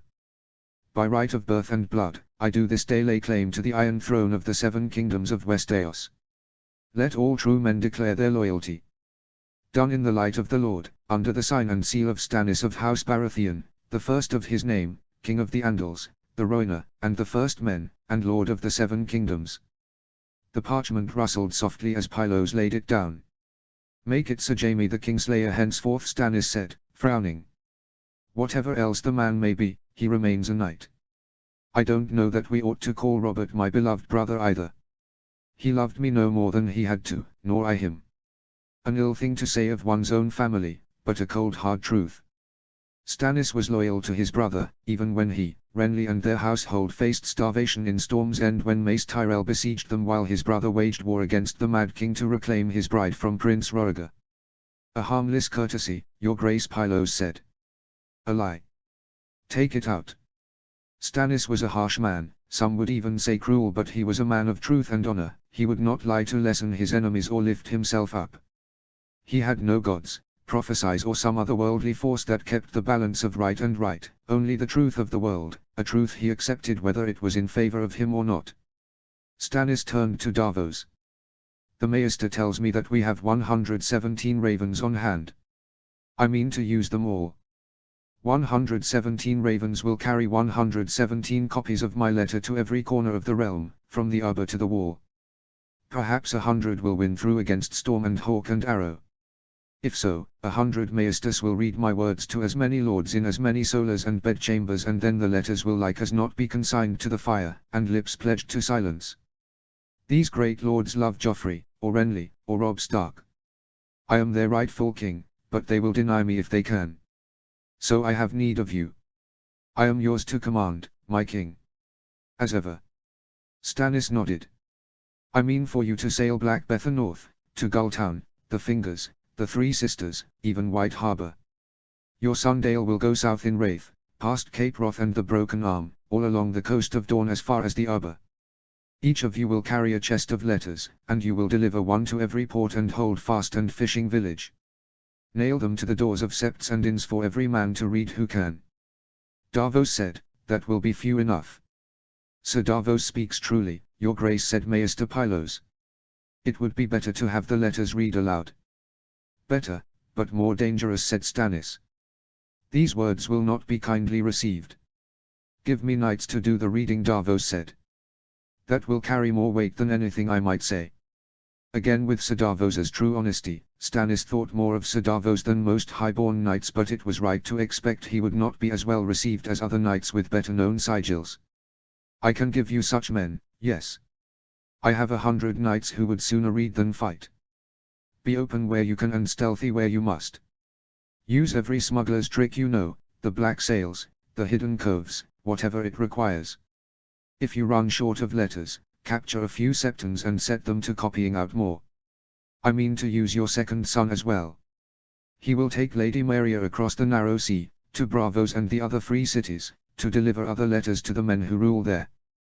The world will know of my claim and of Cersei's infamy. Sir Davos's eyes lingered over to Maester Pylos, but Stannis caught Sir Davos's gaze and could tell there was something Davos would not wish to say in front of the Maester. Maester, perhaps you ought get to your writing. We will need a great many letters, and soon. As you will. Pylos bowed and took his leave. The king waited until he was gone before he said, What is it you would not say in the presence of my Maester, Davos? My liege, Pylos is pleasant enough, but I cannot see the chain about his neck without mourning for Maester Cresson. Is it his fault the old man died? Stannis glanced into the fire, thinking about the Maester's abrupt passing. I never wanted Cresson at that feast. He'd angered me, yes, he'd given me bad counsel, but I did not want him dead. I'd hoped he might be granted a few years of ease and comfort. He had earned that much, at least, but, he ground his teeth together, but he died. And Pylos serves me ably. Pylos is the least of it. The letter. What did your lords make of it, I wonder? Stannis snorted. Celtigar pronounced it admirable. If I showed him the contents of my privy, he would declare that admirable as well. The others bobbed their heads up and down like a flock of geese, all but Valerian, who said that steel would decide the matter, not words on parchment. As if I had never suspected. The others take my lords, I'll hear your views. Your words were blunt and strong. And true. And true. Yet you have no proof. Of this incest. No more than you did a year ago. There's proof of a sort at Storm's End. Robert's bastard. The one he fathered on my wedding night, in the very bed they'd made up for me and my bride. Delaena was a Florent, and a maiden when he took her, so Robert acknowledged the babe. Edric Storm, they call him. He is said to be the very image of my brother.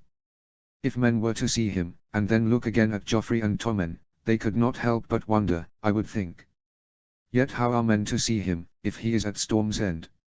Stannis drummed his fingers on the painted table. It is a difficulty. One of many. He raised his eyes. You have more to say about the letter. Well, get on with it. I did not make you a knight so you could learn to mouth empty courtesies. I have my lords for that. Say what you would say, Davos. Davos bowed his head. There was a phrase at the end. How did it go? Done in the light of the Lord. Yes. The king's jaw was clenched, almost embarrassed to let them mark the parchment. Stannis was no liar and no godly man, but the gods were a lie that all people of the realm told one another. Stannis feigning his role as the Lord of Light's chosen was a small price to pay in exchange for the power his followers offered him. Your people will mislike those words. As you did, said Stannis sharply. If you were to say instead, done in the sight of gods and men, or by the grace of the gods old and new. Have you gone devout on me, smuggler? That was to be my question for you, my liege. Was it now? It sounds as though you love my new god no more than you love my new maester. I do not know this Lord of Light, Davos admitted, but I knew the gods we burned this morning. The smith has kept my ships safe, while the mother has given me 7 strong sons. Your wife has given you 7 strong sons. Do you pray to her? It was wood we burned this morning. That may be so, Davos said, but when I was a boy in Flea Bottom begging for a copper, sometimes the Septons would feed me. I feed you now. You have given me an honored place at your table. And in return, I give you truth. Your people will not love you if you take from them the gods they have always worshipped, and give them one whose very name sounds queer on their tongues. Stannis stood abruptly. He did not disagree with what said Davos, but perhaps that was what angered Stannis so. Arla. Why is that so hard? They will not love me, you say. When have they ever loved me? How can I lose something I have never owned? Stannis moved to the south window to gaze out at the moonlit sea. I stopped believing in gods the day I saw the wind proud break up across the bay. Any god so monstrous as to drown my mother and father would never have my worship, I vowed. In King's Landing, the High Septon would prattle at me of how all justice and goodness flowed from the 7, but all I ever saw of either was made by men. If you do not believe in gods, why trouble with this new one? Stannis broke in. I have asked myself as well. I know little and care less of gods, but the Red Priestess has power. Stannis would not admit it, but it felt good to speak his words to one who would understand them. Davos challenged Stannis's statement. Cresson had wisdom. I trusted in his wisdom and your wiles, and what did they avail me, smuggler? The Stormlords sent you packing. I went to them a beggar and they laughed at me. Well, there will be no more begging, and no more laughing either. The Iron Throne is mine by rights, but how am I to take it? There are 4 kings in the realm, and 3 of them have more men and more gold than I do. I have ships and I have her. The Red Woman. Half my knights are afraid even to say her name, did you know? If she can do nothing else, a sorceress who can inspire such dread in grown men is not to be despised. A frightened man is a beaten man. And perhaps she can do more. I mean to find out. When I was a lad I found an injured goshawk and nursed her back to health. Proudwing, I named her. She would perch on my shoulder and flutter from room to room after me and take food from my hand, but she would not soar. Time and again I would take her hawking, but she never flew higher than the treetops. Robert called her Weakwing. He owned a Geofalcon named Thunderclap who never missed her strike. One day our great-uncle Sir Harbert told me to try a different bird. I was making a fool of myself with Proudwing, he said, and he was right. Stannis turned away from the window, and the ghosts who moved upon the southern sea. The 7 have never brought me so much as a sparrow. It is time I tried another hawk, Davos. A red hawk. Sir Davos seemed to learn his place from Stannis's statement. But this red hawk named Arla would perch upon Stannis's shoulder so long as he brought Stannis the kingdoms that were rightfully his. But if the red hawk's beak named Melisandre were to squawk in his ear too much, lead him astray or dare to bite the hand that fed the hawk, Stannis would wring the bloody bird's neck. Chapter 13, Bronze and Iron. Chapter text. Robb tried to adjust the crown that sat upon his brow without any of his gathered bannermen noticing. The crown was fresh from the forge of Riverrun and everything Robb had wished it to be when he commissioned it. The ancient crown of the Kings of Winter had been lost 3 centuries ago, yielded up to Aegon the Conqueror when Torrhen Stark knelt in submission. What Aegon had done with it no man could say. Lord Hoster Smith had done his work well, and Robb's crown looked much as the other was said to have looked in the tales told of the Stark kings of old, an open circlet of hammered bronze incised with the runes of the first men, surmounted by 9 black iron spikes wrought in the shape of long swords. Of gold and silver and gemstones, it had none. Bronze and iron were the metals of winter, dark and strong to fight against the cold. Such a crown would have fit his father better. He was a true scion of the blood of colour, but Rob would do what he could in his father's stead. Rob's mother had also commissioned for him a new suit of armour. Upon hearing of it, Rob wished to decline it, not needing some fancy Southron knightly armour, but upon seeing it he changed his mind. Over his elbow-length shirt of mail, Rob now wore a brigandine made from dark grey leathers shaped like a tabard, and over that a suit of steel armour. A plain breastplate, vambraces and pauldrons incised with old runes of the first men along the borderings of the plates, and a gorget with the same rune border but also an elegant design of twin heart trees and a pair of dire wolves between them meeting in the middle. Suits of steel armour were not common in the north, for they preferred to wear fur pelts, leather and mail to battle, but given the stark designs in the suit, Rob could not resist it, and his bannermen thought no less of him when they saw him wear it. Rob also wore a long and heavy dark grey cloak sewn with grey fur pelts and clasped over his shoulders by a pair of iron rondels engraved with wolf heads sewn into the cloak and connected by a pair of chains, a more ceremonial and decorative cloak than his usual one. Rob sat in the Lord's chair, lent to him by his uncle Edmure for the king to use while holding court. Edmure stood to his right with the Blackfish and Theon next to him, and to his left, his mother Caitlin, his uncle Benjen and John. John's attire had somewhat changed too.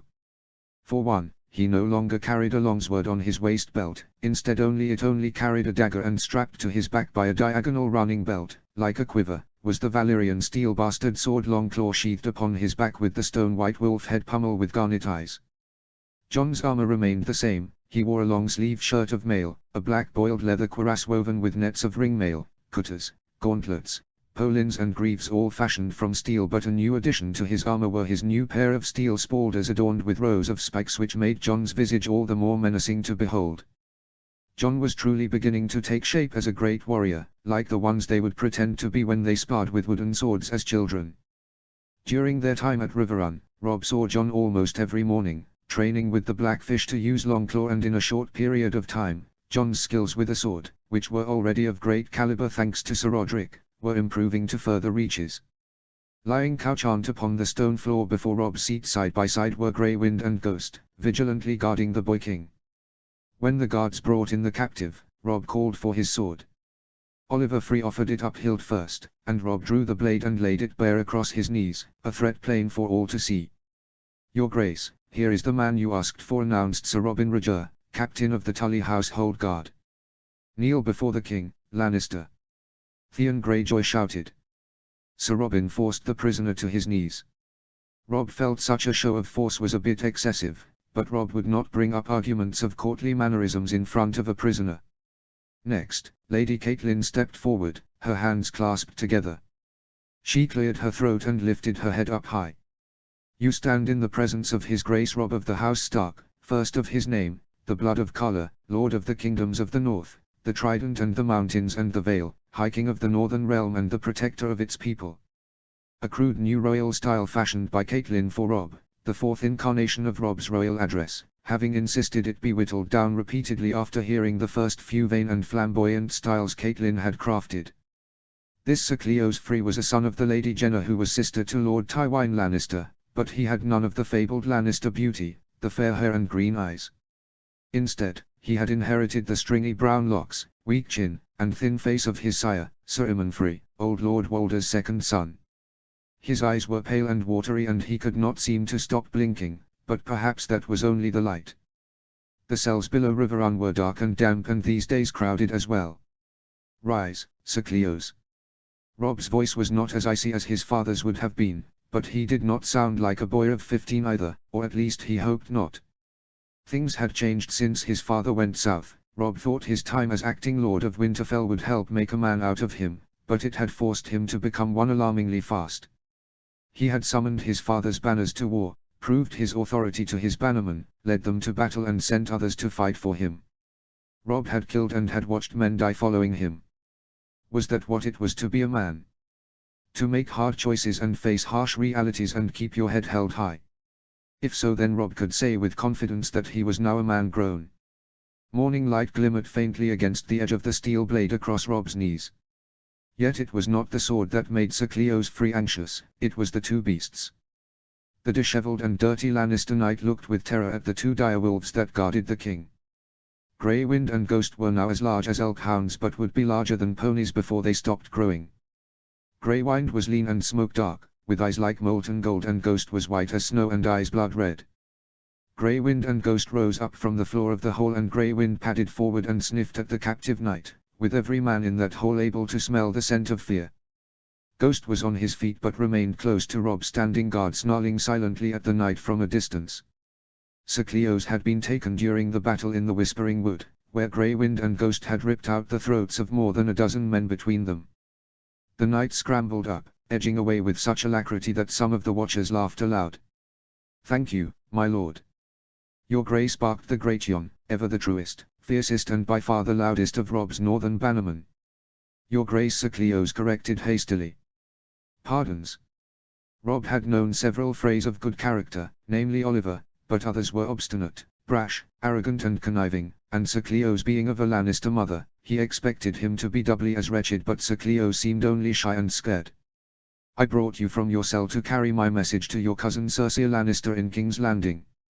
You will travel under a peace banner, with 30 of my best men to escort you." Sir Cleos was visibly relieved.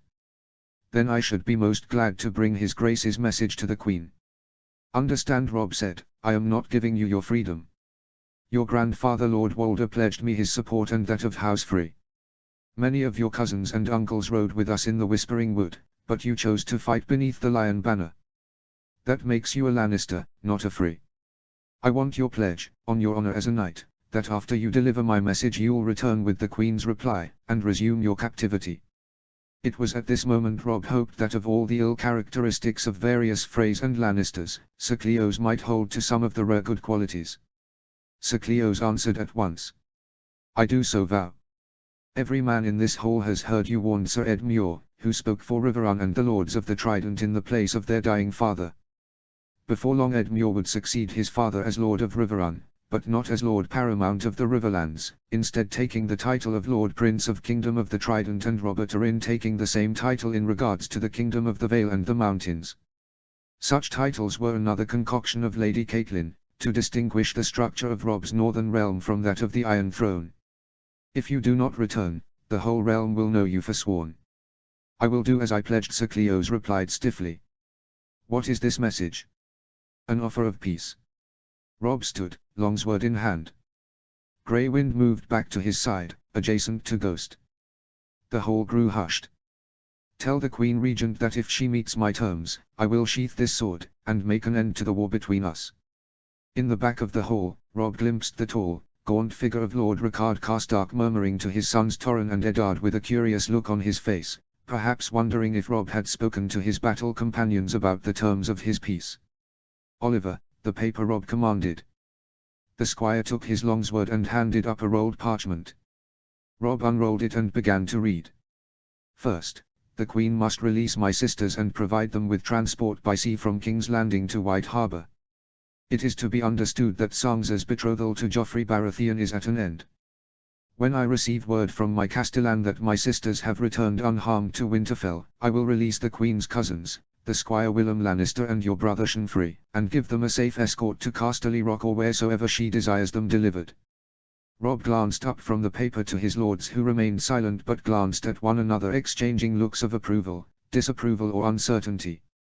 "Secondly, my lord father's bones will be returned to us, so he may rest beside his own father, his mother and his brother and sister in the crypts beneath Winterfell, as is the right of all the blood of colour. The remains of the men of his household guard who died in his service at King's Landing must also be returned."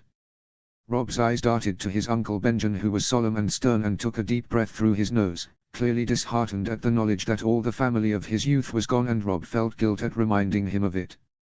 "Third, my father's great sword Ice will be delivered to my hand, here at Riverrun." Next Rob looked to his uncle Ed Muir as he stood with his thumbs hooked over his sword belt, his face as still as stone. "Fourth, the Queen will command her father Lord Tywine to release those warriors, soldiers, knights and lords bannermen of mine that he took captive in the battle on the Green Fork of the Trident. Once he does so, I shall release my own captives taken in the Whispering Wood and the Battle of the Camps, save Jaime Lannister alone, who will remain my hostage for his father's good behavior." Robb looked again to Lord Rickard and nodded to him and his sons, assuring the three of them that he intended to get Rickard's eldest son Harry on back to them after he had been captured at the Green Fork. Lastly, King Joffrey and the Queen Regent must renounce all claims to dominion over the territories that once encompassed the Targaryen regions of the north, the Riverlands and the Vale of the Arryn. Henceforth we are no part of their realm, but a free and independent triad of kingdoms, as of old. Our domain shall be bounded by the Golden Tooth to the west and Maiden Pool to the east. The region of the Riverlands is hereby forfeit and will be succeeded by the Kingdom of the Trident, wardened in my name by the Lord Prince of House Tully. The region of the Vale of the Arryn is hereby forfeit and will be succeeded by the Kingdom of the Mountains and the Vale, wardened in my name by the Lord Prince of House Arryn. The region of the North is hereby forfeit and will be succeeded by the Kingdom of the North, directly ruled by the royal House of Stark. These three kingdoms will constitute the Northern Realm to be ruled by the High King of the House of Stark from this time to the end of time. The king in the north, boomed Great Yon Umber, a ham-sized fist hammer